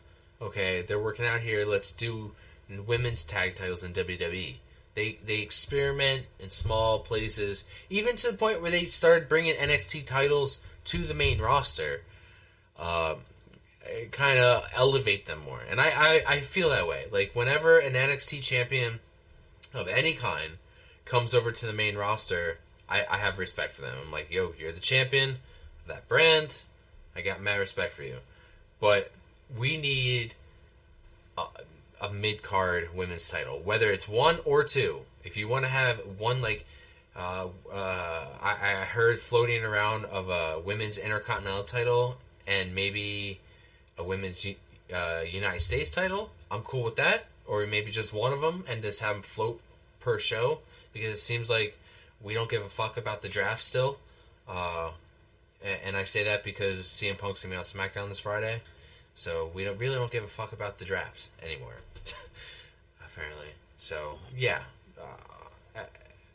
With this said, with a match that Piper Niven put on with the the performance, the entertainment performance from Chelsea Green, I definitely agree. We need a mid-card title. But yeah, they called her what, Nacho Chelsea. I think Chelsea called herself without the mask, she's Chelsea Green. With the mask on, she's Chelsea Verde. Yep. Totally. Chel WO. I think she should also put on her Instagram. Like, dude, she's a gem. You know what she is? She's primed for that. Like how Bayley was when Bayley had a long extended heel run, and then the fans gradually grew to appreciate her work so much that she organically became a babyface again. Yeah. Chelsea Green could be that as a women's mid-card champion. Oh, dude, she could totally be that heel, hold that belt, and she's primed to be that person that you hate to see, but you eventually grow to appreciate her work so much that she just organically gets over off pure appreciation for her work, and then becomes a mega babyface. Mm-hmm. That's what Chelsea Green could be eventually. Yeah, dude. I 100% agree with you. It's going to take time, but we, as MJF would say, You fucking mark! Us marks, we respect the hard work that wrestlers put in. We respect the workhorses. We respect the people that are on day in, day out, like week in, week out, like that are there on TV, putting in the matches, putting the titles on the line, doing promo work that's good promo work that doesn't seem like you're a zombie, that you're being forced to do it, or reading cue cards. The fact that they ad-lib stuff sometimes and get away with it and make it work, or they create something organic like Yeet or something, creating something organic and running with it. There's a lot of wrestlers who are like that the past, like I would say year, that have organically have created something on their own, and we respect them for that. Like guys like LA Knight, Jey Uso, Gunther. Like, these are guys that, like, within a year's time have gained so much respect for some of us, And I think over time, Chelsea Green could be one of those people, too. A little bit more time. Definitely. Yep. Definitely, yeah. It won't happen overnight, but, yeah, it'll happen over time where if she continues just being as good as she is, yeah, eventually the fans are going to fall in love with her work and really grow to appreciate her. And then once she hits that point, yeah, go and strap a rocket to her. Yes, sir. Yeah. All right. So all that's left is the main event. We saw Damian Priest defending the World Heavyweight Championship against Drew McIntyre, and what was a banger of a match that saw its own botch that people are conveniently not talking about that much. Yes, sir. Right. But, again, the match itself was a great match. I mean, they threw haymakers at each other consistently. Damian Priest definitely played it up in his role as being a heel, and Drew, was being extra aggressive, but, still within character. Like, he didn't completely cave into the crowd being over as fuck for him to go full on babyface. Like, he still remained Drew. He was still his character. Even when taking advantage of moments like when Damian Priest had the botch and twisted his leg up in the top rope, and Drew took that opportunity to get cheap shots in on him. Something that a white hot babyface wouldn't do. But Drew McIntyre will absolutely kick the shit out of you while you're dangling by one leg. Mm-hmm. So, which also helped buy some time and kind of almost helped briefly make people think that, okay, maybe that was supposed to happen, which it clearly wasn't. But like I said, and then Damian Priest in his own showed why why the guys and why the executives have so much faith in him, in his work, because after that he pretty much sold it for the rest of the match. He could have easily just played it off like, that was a botch, that didn't really happen, I'm okay. But no, he sold that shit for the rest of the match, and I think he sold it all into the post show as well. Even though it turned out that he was okay. Pretty sure he was might have been adrenaline. I'm pretty sure damn sure probably didn't feel good, but he sold it throughout the rest of that match, and that was, smart ring psychology on his end.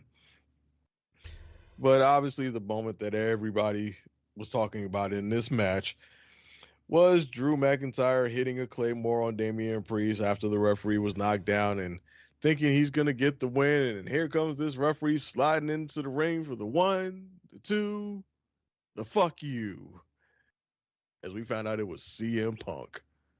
Look at Drew in the face, just holding up that 2 like, nah, you ain't winning shit. I love the shit. I love the hell out of that moment. That's how you do it.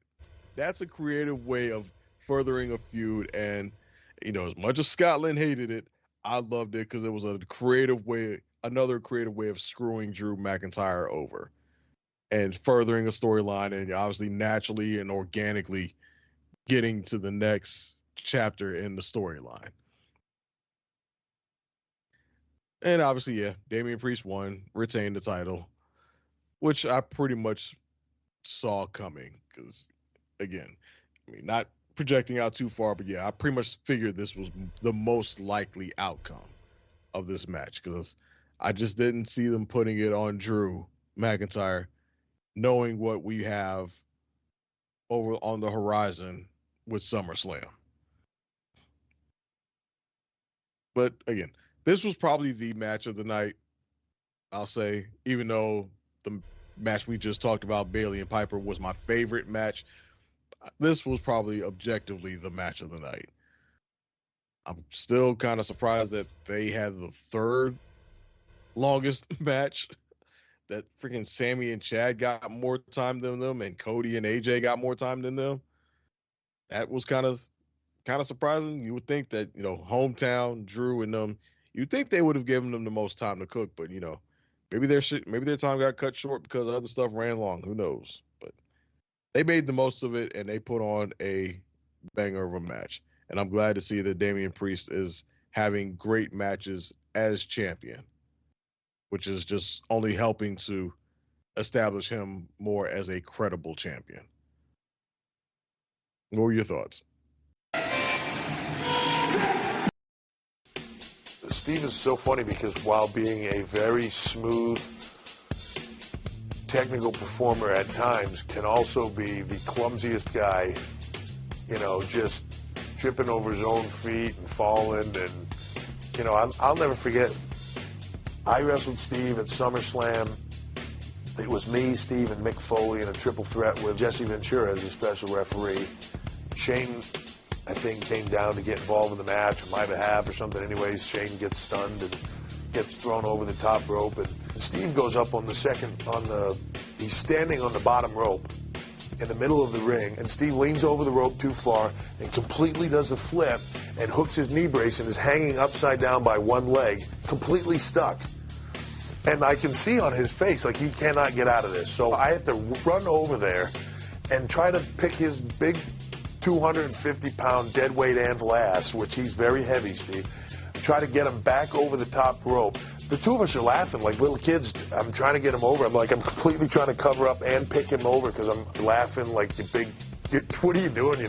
He's just completely stuck by his knee brace upside down. And I finally get him up in the ring. He starts punching me and I'm trying not to laugh and he's trying not to laugh. And it was just, that's Steve. He's, he can be as fluid as he can be on the wrestling aspect of it. Sometimes the in-between stuff is slightly humorous. He'll kill me for telling that story and having you put it in the DVD, but that's good. I'm gonna have to eat a stunner for that.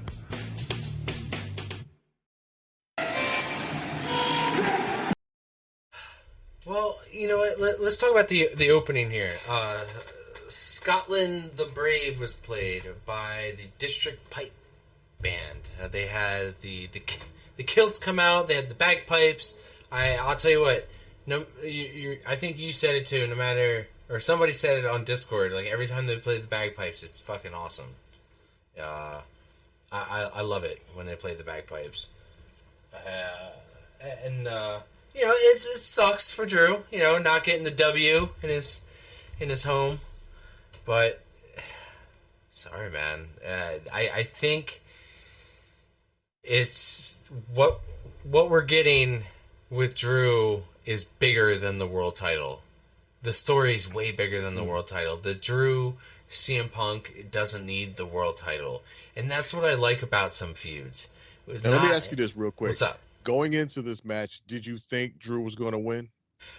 Honestly, if you would have asked me before we got the spoilers of CM Punk being in Scotland, I would have said I could see Drew winning it, because then you would have. How we done our prediction show. Yeah, who would you predict? Yeah, if I didn't know about CM Punk in Scotland, if that picture wasn't released, if they were smart and they didn't release it, which they should have done that. They shouldn't have released the fact that he was there, because once that was released, I was like, Drew's not winning. There's no way in hell. But yes, before that, and I'll tell you why. Because you could have had it lead to Drew versus Punk at SummerSlam with the title on the line, and then Drew losing the world title again, but this time to CM Punk. But you couldn't have done that because you got Gunther has a guaranteed world title shot. Yeah, that's the stickler too. Then I always forget that in the back of my head is shit. We have Gunther already with that world title, you know, simmering. But now, after Monday Night Raw, you know, we'll talk about that then, too. Probably I'll just like, slide right into that. Because, like, this match was fine. I enjoyed this match. I thoroughly enjoyed it. I mean, it's two big fucking dudes. Just meat on meat. You know, meat slapping meat, as Big E would say. Drew's just a little bit taller than Damian Priest. But I feel like Damian Priest has, like, lifts in his boots. I really don't feel like Damian Priest is as big as Drew. I think he's a lot shorter, but that's just me. I'm just assuming.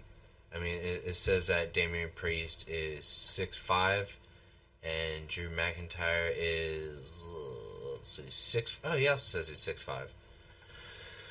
I don't know. Maybe it's the elevation there, but no Judgment Day. No. So I was thinking, okay, so if he wins, he'll win clean, right? And no Judgment Day shenanigans. So we didn't have that shenanigans. We just had the CM Punk shenanigans. So when they knocked out the ref, and you know, I first of all, I thought it was impressive when he tried to Claymore Priest and Priest caught him in a powerbomb. He reversed that into a powerbomb. Not many guys can do that to Drew McIntyre. Reversed that into a fucking powerbomb. So that was impressive. And he's able to do the choke slam, South of Heaven choke slam or whatever to Drew, who's also a big man. So the unfortunate where Damian got his leg caught, right? The ankle caught. Again, not a botch, and not really. Not with the rope as loose as it was, and they had this happen before.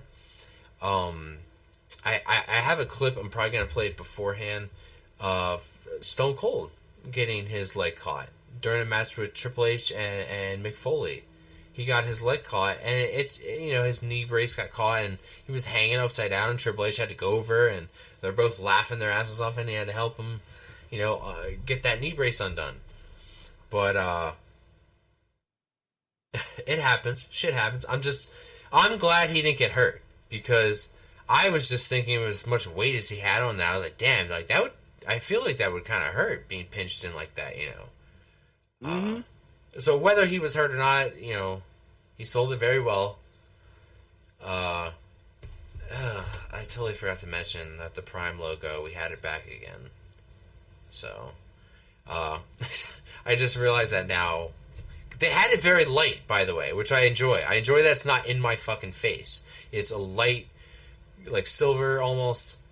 I'm glad it's not like bright red or some shit. So I'm able to kind of see past it sometimes. I basically saw past it this whole pay-per-view.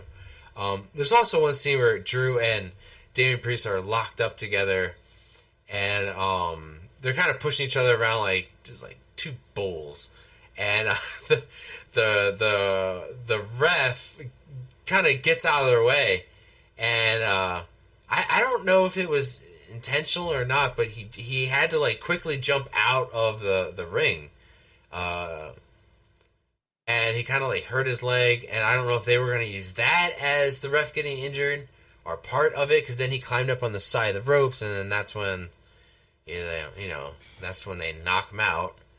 But yeah, it almost, I think it seemed like a setup for the spot. Yeah, like, but it was very well disguised. Yeah, say. Yeah.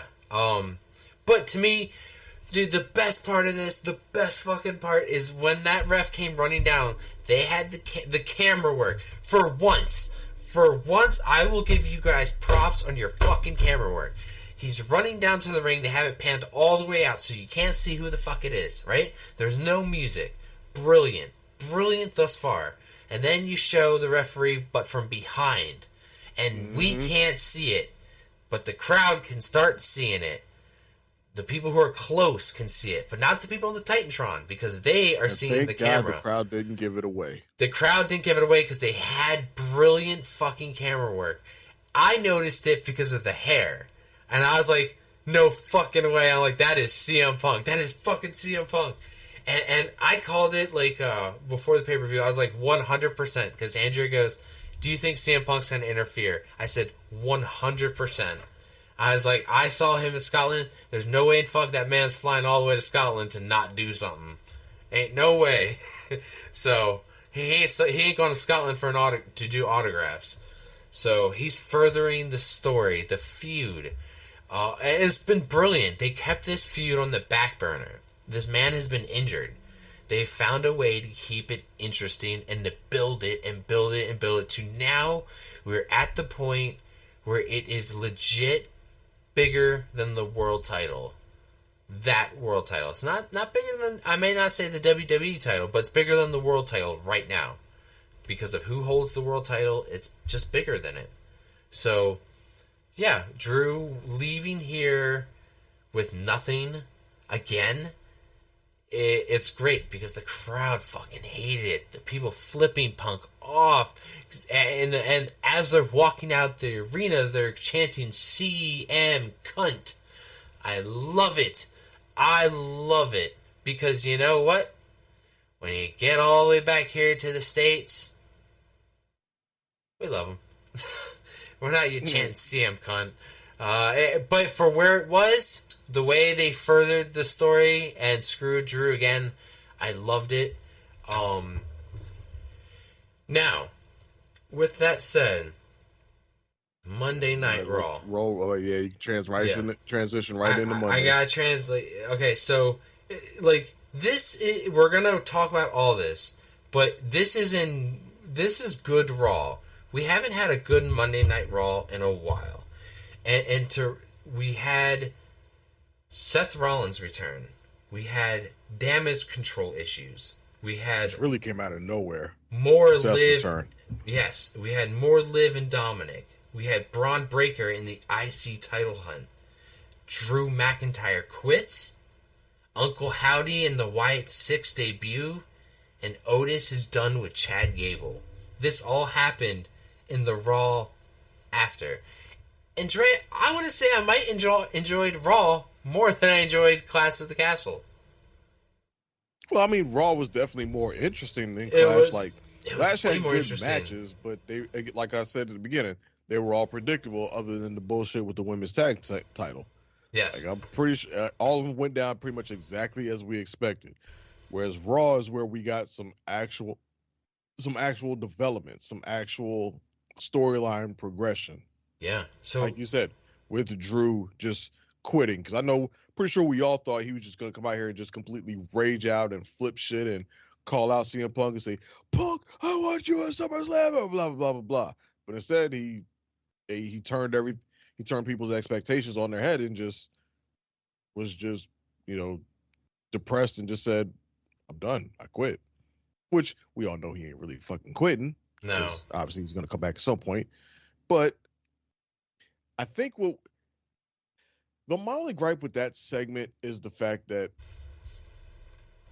I think it could have been executed just a little bit better. Like Drew did his part, but the fact that if you're trying to get people to quote unquote believe that he's actually quitting, then rather than having the general manager of Raw meet him at the entranceway, it should have been Triple H. It should have felt like a bigger deal. Like, I'm not quitting, because now you could just think maybe he's quitting Raw. Maybe he quits Raw and decides to try to jump to SmackDown or something. Maybe he shows up on SmackDown this Friday or something. But if you wanted to make it seem like he's actually quitting, air quotes, WWE, then Triple H should have been the one to meet him or to try to stop him, which they did show in a backstage segment, him talking with Triple H and saying, I'm done, I'm quitting. Mm-hmm. But then right back to Adam Pearce, and that's where the if you're trying to get us to believe it, you got to blur the lines more. And we know Adam Pearce is kayfabe. Triple H is real. So if you want somebody to think something is real, you got to go with the thing that people perceive as being real, or the thing that actually is real. Triple H is the real head of the content. Right. So if you want us to think that this guy is really quitting, then the guy who's actually in charge needs to be the one trying to stop him. Not the kayfabe manager, the actual manager. So that's my only gripe with that segment. Other than that, I thought it was good. Again, I already talked about Otis and Chad and that finally developing and finally going somewhere.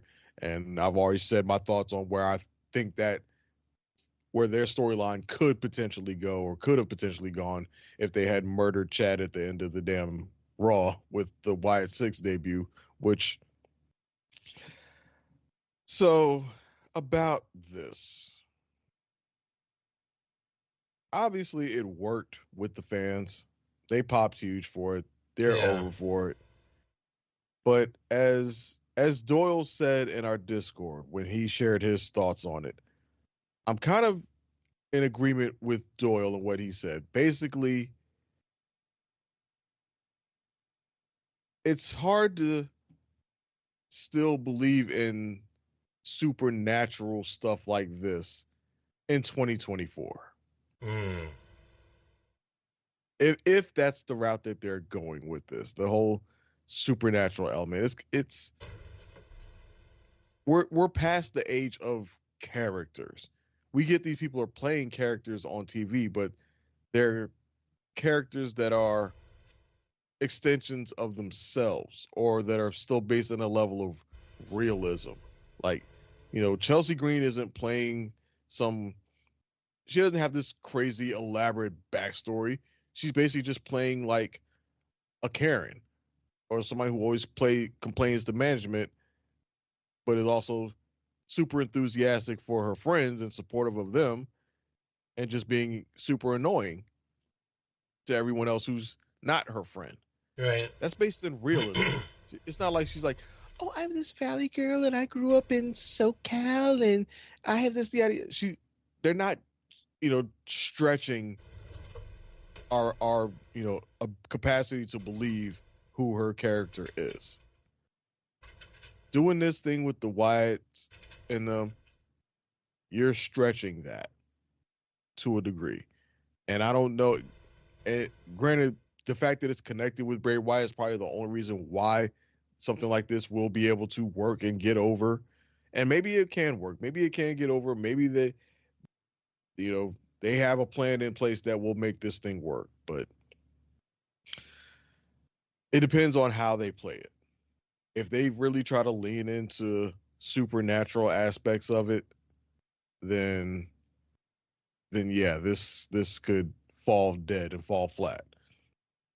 If they go the route of it just being, I guess, pseudo horror-ish type thing, or just a whole lot of mental mind games being played with people, or playing on people's fears, and they keep it grounded to a certain extent, and maybe they treat the Wyatt Six like some sort of evasion thing where they're not necessarily heels or baby faces, but they're just a threat to everybody or anybody, at any particular time, which seems like it could be a possibility given that they took out Chad Gable and Gunther, and I think there were some other people who were laid out.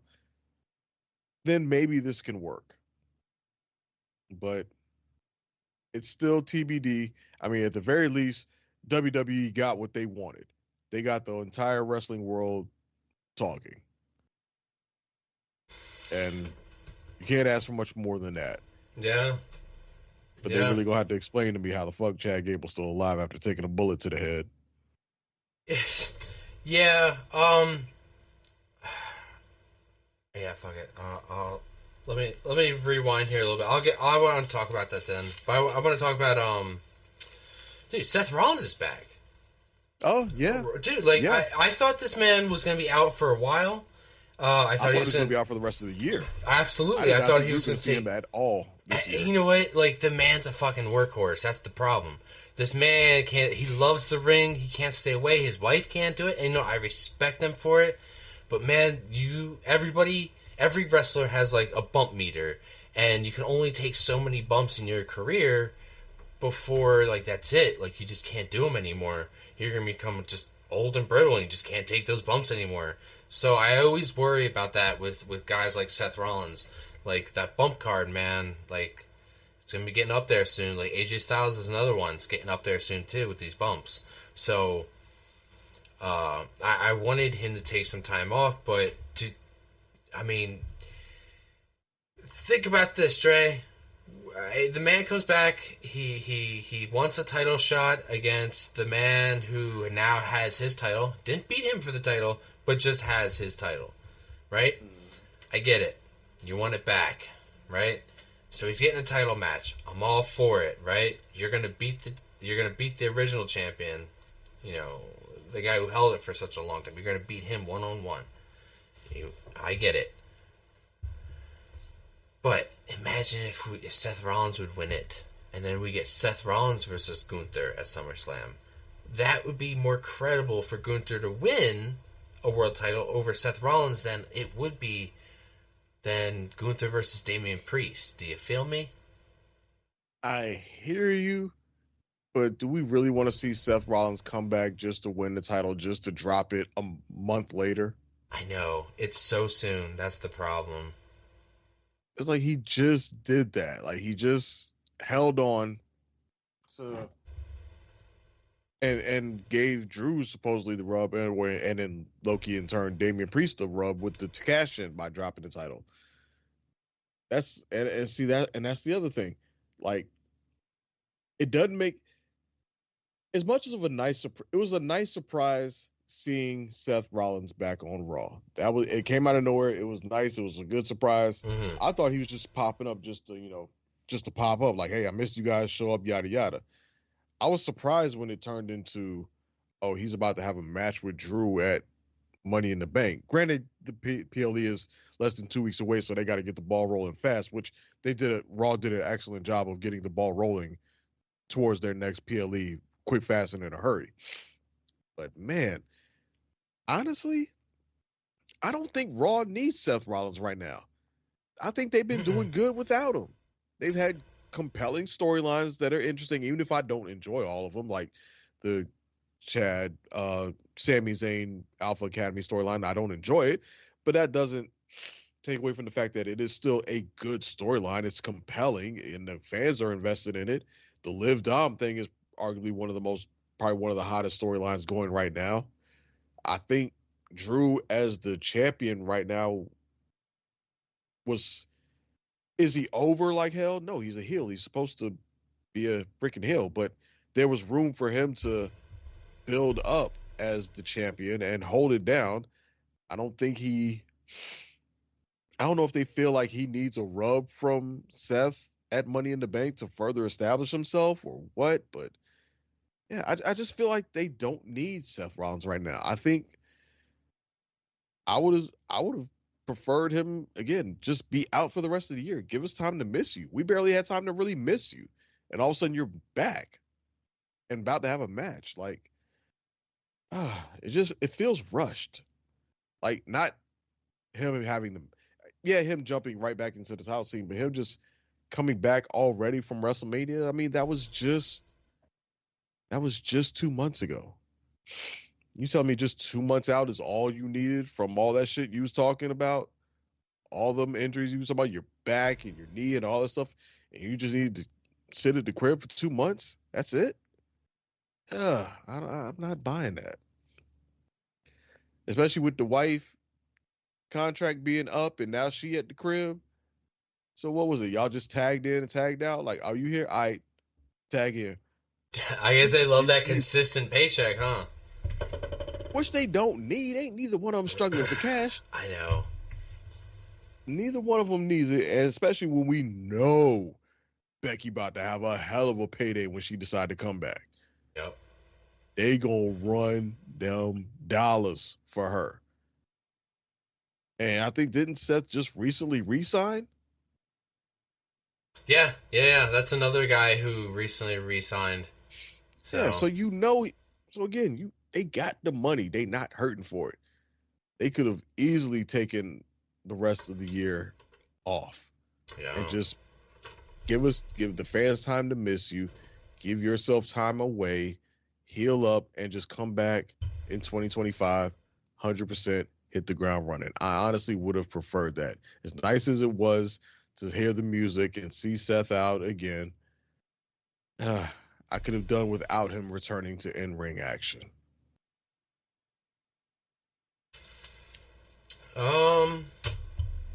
Yeah, man. I fine either way. I love Seth Rollins. He's at that part in his career where he's a face, heel. I don't give a shit. I like Seth Rollins. I just worry about his health. That's all. So I can see more Seth Rollins. That's all. Man, don't get me wrong. I love Seth Rollins too. I like him too as well. The guy's been a workhorse the past 10 months. Take some time off, bro. Take some time off. This was a window. This was a window with him being away for other people to rise up and take their spot at the top. Like this was Jay's window to cement himself as a top babyface. Like when Stone Cold was out in 2000 and The Rock used that opportunity to cement himself as a number one babyface on the level of Stone Cold. That was his opportunity, and Seth came back in 2 months. Like this really could have been it, because basically without Seth Rollins there, Jay was the de facto top babyface on Raw. Yeah, and he could have really. It seemed like it was just starting to germinate as far as him making that claim to being the top with his Money in the Bank speech. And maybe he can still do that, but it's going to be a whole lot harder if we got to hear, burn it down every week. if we got that constant reminder of who the real top babyface is every week on Raw. Yeah. It's going to be much harder for Jay to stake his claim to it. Now, I you know what? I'll talk about it. The Uncle Howdy return and the Sinister Friends. So, for those who don't know which characters that returned for this Uncle Howdy's group, we have here Sister Abigail is played by Nikki Cross. Rambling Rabbit is played by Eric Rowan, who used to be original OG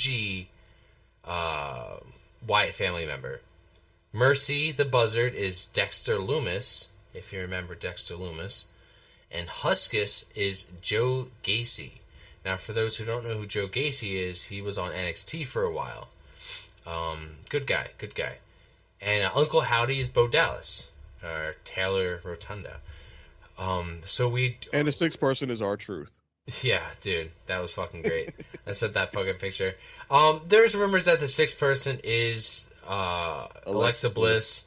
Yeah, and I found it weird why they didn't put Braun Strowman in. Like, you would think that Braun would have been a given to be in. I was very surprised. I know he returned a little bit early, but couldn't they just hold on, to him for a little bit until he returned in this? I guess not. Maybe they have other plans for his character. But yeah, and it's not the way people are. I've seen it printed. It's not the Wyatt 6, like the number, as people are assuming. Maybe we are assuming that there's going to be 6 characters. Is that the thing? Maybe we're assuming because it's supposed to be 6, but it's really Sick, S-I-C-K-S, 6. That's how they spell it. So maybe we just assume that there's 6. Because, like I said, I assumed that Braun Strowman might have been one at one point, and I assumed that Alexa Bliss would also have debuted. I wouldn't rule them out, though. I mean, they could be something. I think Alexa will probably still more than likely be a part of this when she does return. It could be one of those things that they don't want to give you everything at once. You know, they want to, here's the initial, we got some other that we'll bring in. And I wouldn't rule out Braun Strowman potentially becoming a part of it. Maybe maybe he's somebody who gets actively recruited in after the fact. Like they try to bring like, hey, come back home, come where you belong. They bring him his old mask, like his old black mask. Yeah, he tries to fight it off. He tries to resist it. You know, I'm not that person anymore or whatever. And then he eventually caves because I mean, really ain't doing much of shit as a babyface. And honestly, I think him as a monstrous heel in his faction would probably be way more intimidating than this whole one big son of a bitch thing that runs around a ring, does a train corny ass shit. Right now, he's more of a, I almost hate to say it, it's almost more of a comedy act right now. I know. That's what I mean. He just comes out and does the same gimmicky shit, but it's like you're not going anywhere with. You could have put him with Ricochet when he came back, so maybe Ricochet would have stuck around more if you would have had that tag team back together. Because I enjoyed them as a tag team. Or just hold off until you could have put him in the Wyatt 6, but whatever. Yeah, I mean, honestly, that's not the only interesting thing he could do right now would be connected with them. Like, get recruited into the Wyatt 6. And then once he's in, now they got the one big son of a bitch in the Wyatt 6. And now he can truly be more of a monster than this goofy version that he's doing now. Yeah. Yep. I mean, that's all I got for about Raw. I have some news. I just want to play the bumper because I haven't played the bumper in a while. Where is it? There it is. News team, assemble!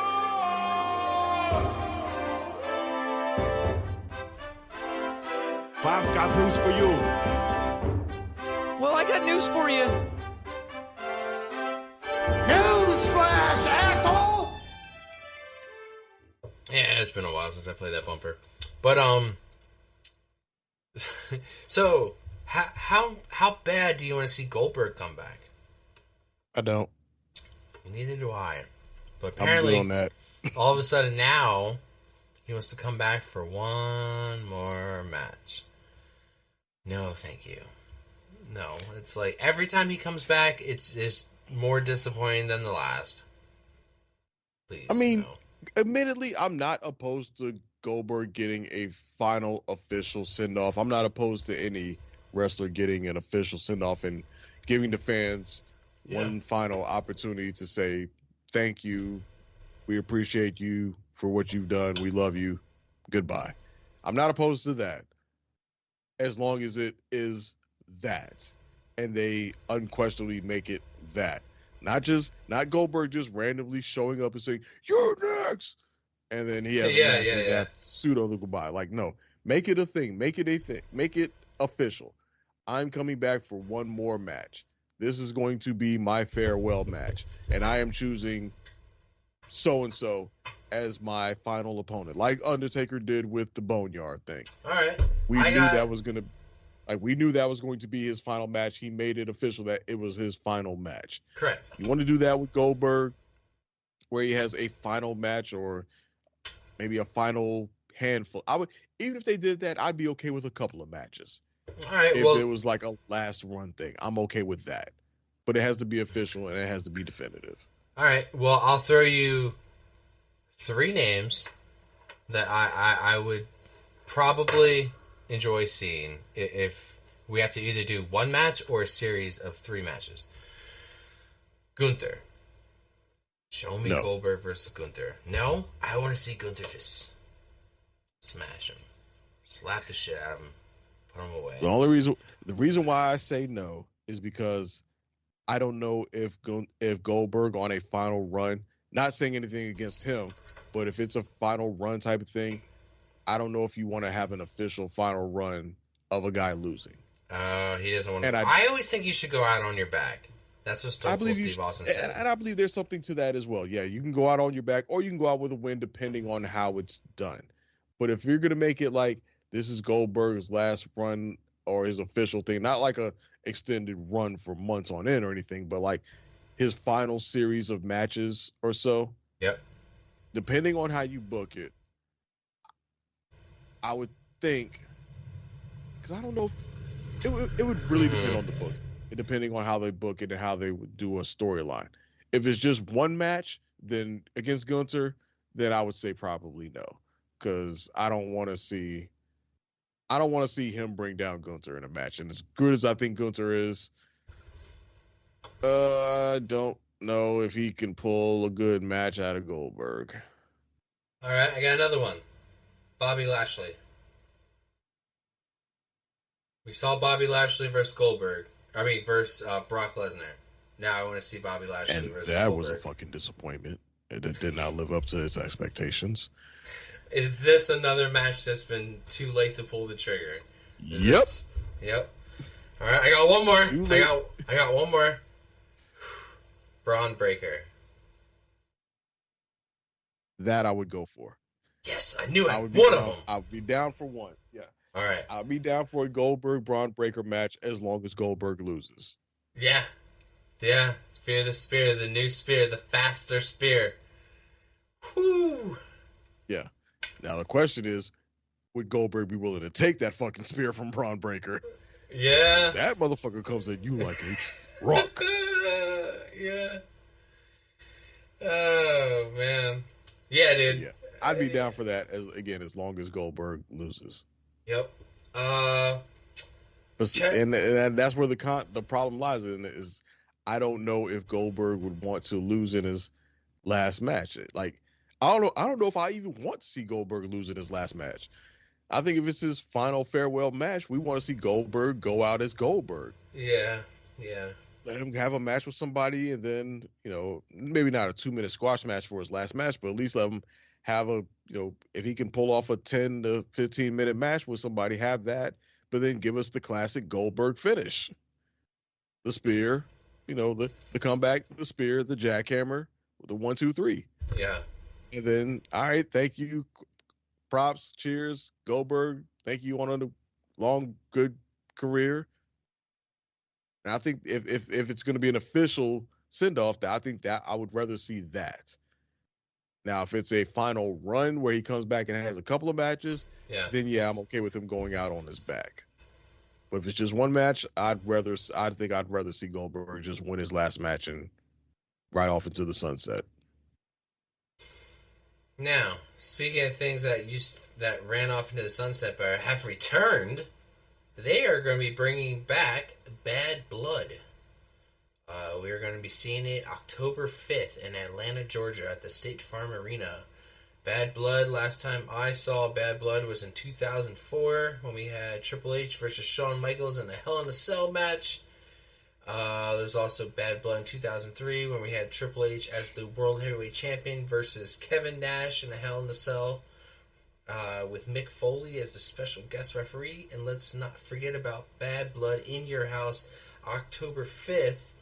Maybe that's why they're bringing it back for the anniversary date. October 5th, 1997 in St. Louis, Missouri. The debut of Kane. Yep, Shawn Michaels versus The Undertaker in a Hell in a Cell match. The number one contender for the WWF World Heavyweight title at Survivor Series. And the debut of Kane. That's gotta be Kane. Definitely, honestly, all those matches go back and rewatch. All of them. Fantastic. So, I'm assuming we're going to be getting a Hell in a Cell If I were to pinpoint 2 guys who I think would be in Hell in a Cell, if I'm going, it's so early to predict this. I could Drew and Punk. Damn it, yes, dude. Drew and Punk. What? Who? Dude, the feud is so hot right now. You could even do Hell in a Cell now, but if they want to stretch it out that far, I'm all for it. Like, Hell in a Cell with these two, honestly, I don't know. I'm scared of Punk risking his body, but whatever. Do it. Give it to me. But yeah, that's a ways from now. Yeah. I'm glad they bring in. I like when they bring back old pay-per-views.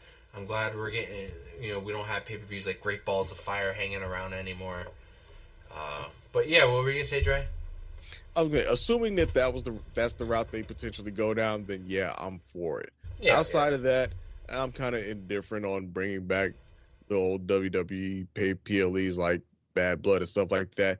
But this does give me the opportunity to say that if WWE is going to bring back old pay-per-view names, then I will forever and always advocate for 2 of my favorite pay-per-views from the old WCW days. One of which they have brought back and they do sporadically bring back occasionally, and that is the Great American Bash. I've always loved that pay-per-view. That one always has a special place in my heart. It was basically WCW's SummerSlam. It was basically their number 2 of the year. Mm-hmm. It's also the pay-per-view where Sting won his first championship, defeating Ric Flair, Great American Bash 1990. I'm sorry, it was 90? Yeah, 90. I think it was 1990 in Baltimore, Maryland. Sting beat Flair for the first time to win his first ever WCW title. So, I mean, I've always loved that one. And another one that I wish they would bring back, because they own it now, and they have not used it. And I've always thought it would be perfect, to a great one to fit in their lineup somewhere, especially now with NXT. They could use it for NXT. That would be Starrcade. That was WCW's WrestleMania. Nice. It wasn't in March. It was at the end of the year. Starrcade is a legendary pay-per-view in wrestling history. It's always been the case. It's always been, like I said, it was WCW's WrestleMania. And now that you own that and that you're not utilizing that, feels like a missed opportunity. I would love to see WWE bring back Starrcade. Like I said, maybe not for the main roster, because obviously egos are a thing, and I don't know that they want to have WCW, the old top WCW pay-per-view, on WWE's lineup and try to match that level of expectation that may come with it. But you could use it on NXT, and you could make it NXT's quote-unquote WrestleMania. Make that their big show of the year, even if it falls on WrestleMania weekend. You got WWE WrestleMania and NXT Starrcade or something. Doesn't sound that great now that I'm saying it out loud, but I mean, still something. Yeah. So, but that's just me as far as bringing back old pay-per-view names, because obviously they're not gonna bring back In Your House no more, or nothing like that. That's very much dated, especially considering you ain't actually going to nobody's house no more or giving away houses no more like you used to. So.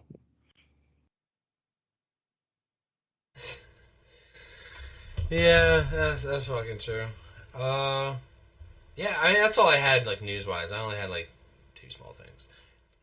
Yeah, I mean, I was gonna be like, did you know Drew McIntyre deactivated all his social media accounts? Right after quitting. Yep, sure. Keep the kayfabe alive, Drew. Yeah, man. That's cool. Outside of that, the only other thing that's really going on in wrestling right now is obviously the NXT TNA crossover that's been happening with Jordynne Grace having her showing up at NXT, challenged Roxanne Perez for the NXT Women's Championship. Yeah. At what was it? NXT Battleground in Vegas, which they had a good match. They had a really good match, and Jordynne Grace looked great in that match. Obviously, Roxanne Perez won, and they've continued this partnership since then. I believe I forgot the woman's name, but they had a woman from NXT show up at TNA's, was it Bound for Glory? pay-per-view, I think and so, challenged Jordynne Grace for her title. This is awesome. I think that was a bit uneven, given that Yeah. TNA sent the Knockouts champion Jordynne Grace to challenge the NXT Women's Champion, and then they sent WWE in turn just kind of sent a very low card person to challenge Jordynne Grace. I mean, they could have at least gave him Natalya. I know, right? Where it was Natalya's always our go-to, Right, and I agree because I totally agree. Natalya would have been a good one. Somebody of the caliber of Natalya, because I mean, Natalya ain't never seen an L she didn't like, so it ain't gonna hurt her. I think though, give it time. I think they're just feeling it out. I think this is fucking awesome though because Jeff Hardy and Matt just signed with TNA, so the fact that we could probably see them cross over, that's a good possibility. That's the part. That's the thing that a lot of people keep jumping on that I'm not sure I necessarily want to see. Like a lot of people are looking at this and saying, "Oh, could we see old WWE names who were in TNA pop back up in WWE?" Yes, that's cute. Yes, that's nice. But I would much rather see homegrown or more in-house TNA people show up. Oh yeah, for sure. I would like to see Moose. I mean, now granted, what they did on NXT this past Tuesday when they had the 25-man over the top rope battle royal to determine the number one contender for Trick Williams' NXT title, that I think they kind of messed up. But I'm gonna give them time to cook with it because they had two guys from TNA show up. The first one's name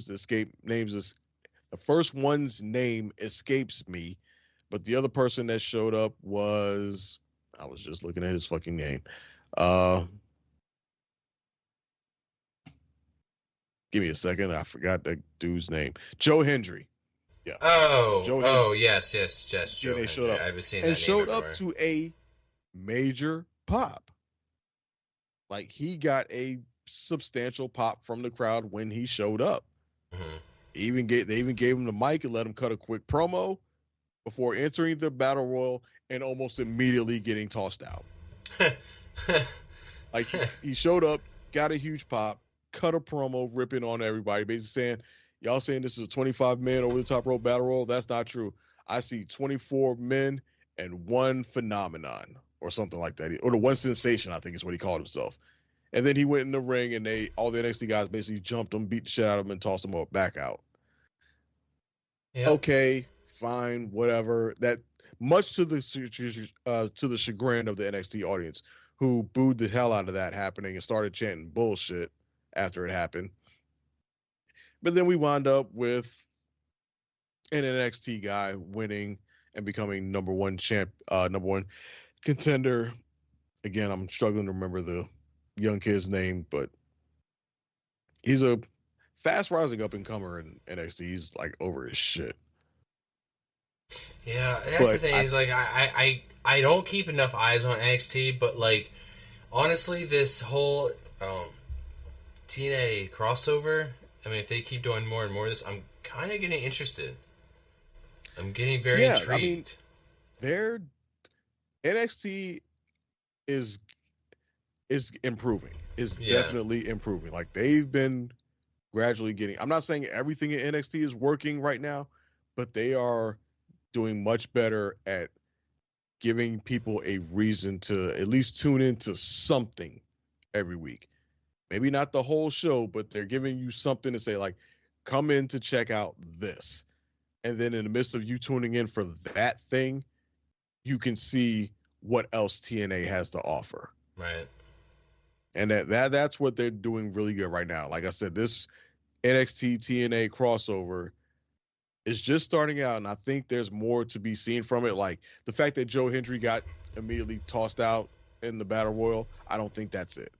And it was Javon Evans. That's the one who won the Battle Royal. So we've got Javon Evans, who's basically a rookie in NXT, is now the current number one contender for Trick Williams' NXT Championship. But it seems like that's probably not the end of this storyline. Right. I think they're heading towards probably some sort of fatal four-way match. Like I think Joe Hendry may find his way back into this match somehow to continue the TNA crossover, and probably Shawn Spears may find his way into it as well because he was the last person. It was him and Javon Evans were the last two remaining in the Battle Royal. And then later that night, or if not Shawn Spears finding his way into it, I mean Ethan Page. Because he got eliminated from the Battle Royal, challenged Javon Evans to a match later that night on NXT and beat him clean. Yeah.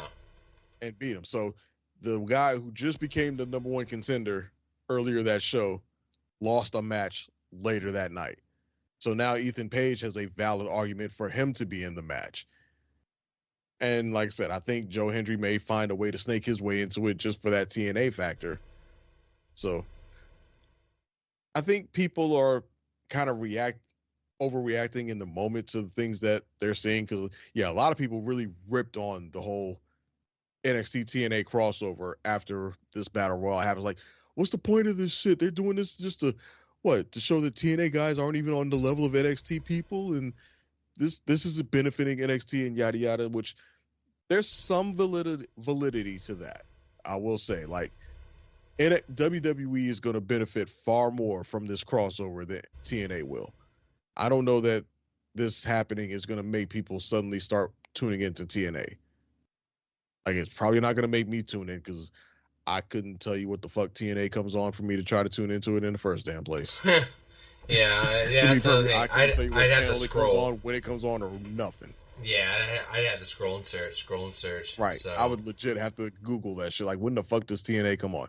So I don't know that they're going to get the rub that way in terms of the company itself. Right. But where TNA can benefit is from certain stars getting the rub from showing up on WWE, on NXT, and that elevating their profile. Like, Jordynne Grace is the prime example of that. After the showing she had at the Rumble earlier this year, and then the reaction she got to showing up at NXT and then having that match with Roxanne Perez, people are already saying they want to see her in WWE. Like, if she wasn't under contract to TNA, she could sign with WWE right now and either show up in NXT or show up on the main roster. Right. Like, she's gotten that much of a rub just from her few appearances in WWE and looking good in those appearances. Somebody like Joe Hendry, depending on how this works out for him, he could get that rub and that elevation in his profile. Like I said, would that translate to any elevation for TNA? Maybe not. Will it translate to an elevation for Joe Hendry? Absolutely. It can absolutely benefit somebody like him. So that's kind of where it seems to be at right now. WWE's definitely benefiting.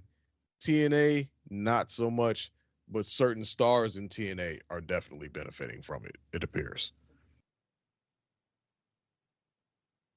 Well, I guess only time will tell. Yeah, I mean, I'm enjoying it, so maybe I'll tune in to TNA this week and see what's going on. See if I can withstand it for a couple minutes.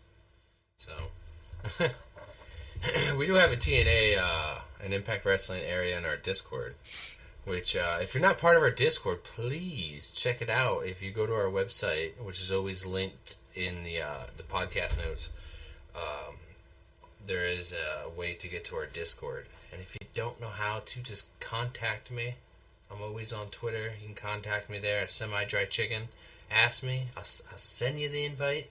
Get in on our Discord. We can talk about wrestling all day, every day.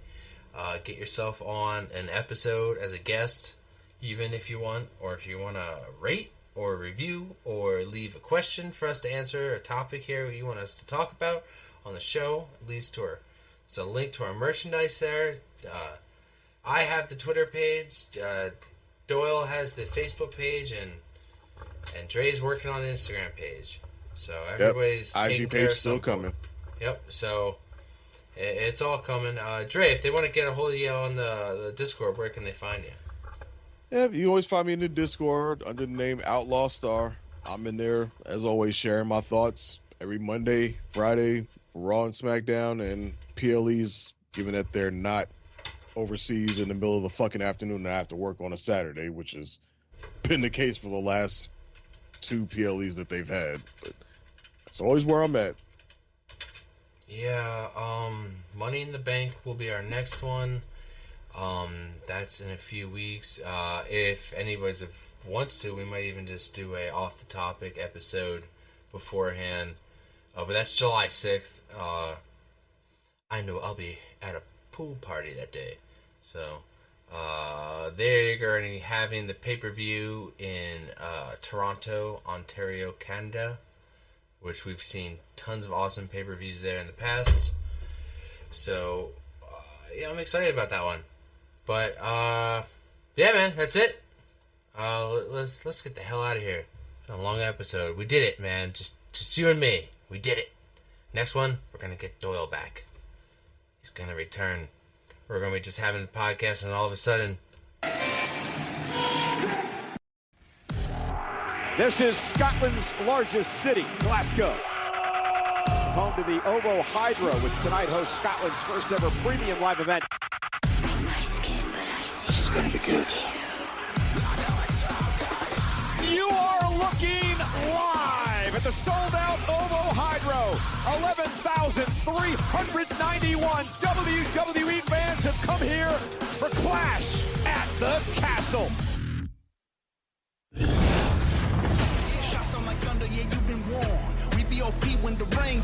First team to gain pinfall or submission will win the gold.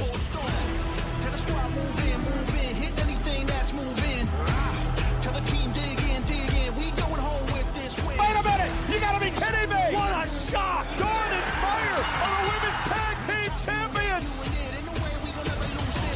Hometown ladies make good. Yeah, the pressure is rising, but that's when the beast come out.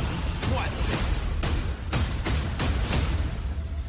Yeah, I'm on the edge and I'm fighting for my life. I came to collect and you won't pay the price. Yeah, we all in your heart, you getting wiped. 'Cause I'm on the edge and I'm fighting for my life. If it's on, then it's on, ain't no place for a timeout. Yeah, the pressure is rising, but that's when the beast come out. What? Yeah, I'm on the edge and I'm fighting for my life. I came to collect and you won't pay the price. Yeah, we all in your heart, you getting wiped. 'Cause I'm on the edge and I'm fighting for my life.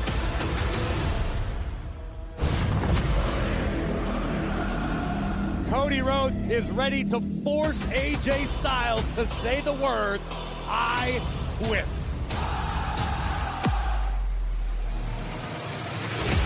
Coming to annihilate, I can't be stopped. When it falls down, I remain on top. No! AJ Styles trash-talking Cody's mom, Michelle. Coming to annihilate, I can't be stopped. When it falls down, I remain on top. Live by, die by, I got one goal. Create a choke. Screw you, Cody Rhodes. Get it.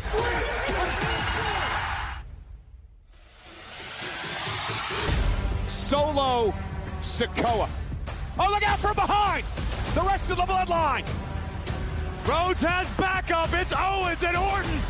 And for once, the bloodline doesn't have a numbers advantage. Cody Rhodes is still your undisputed WWE champion.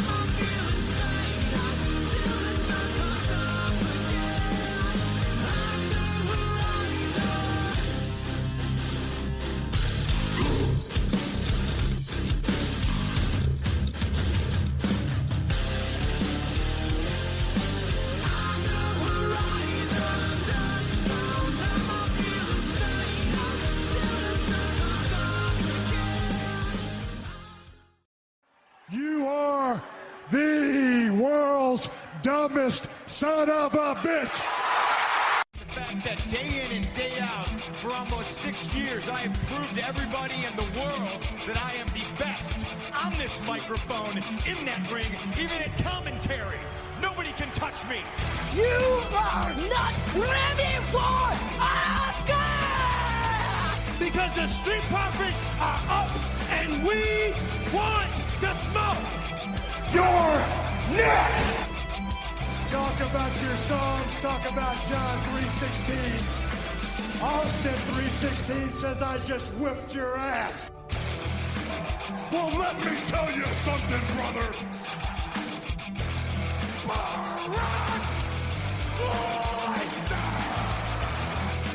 New Day!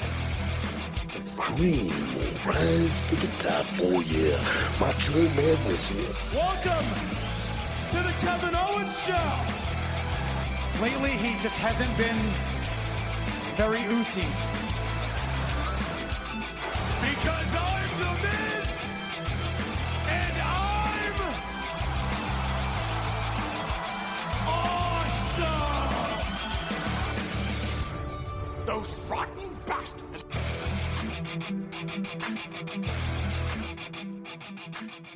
Bye-bye, bitch.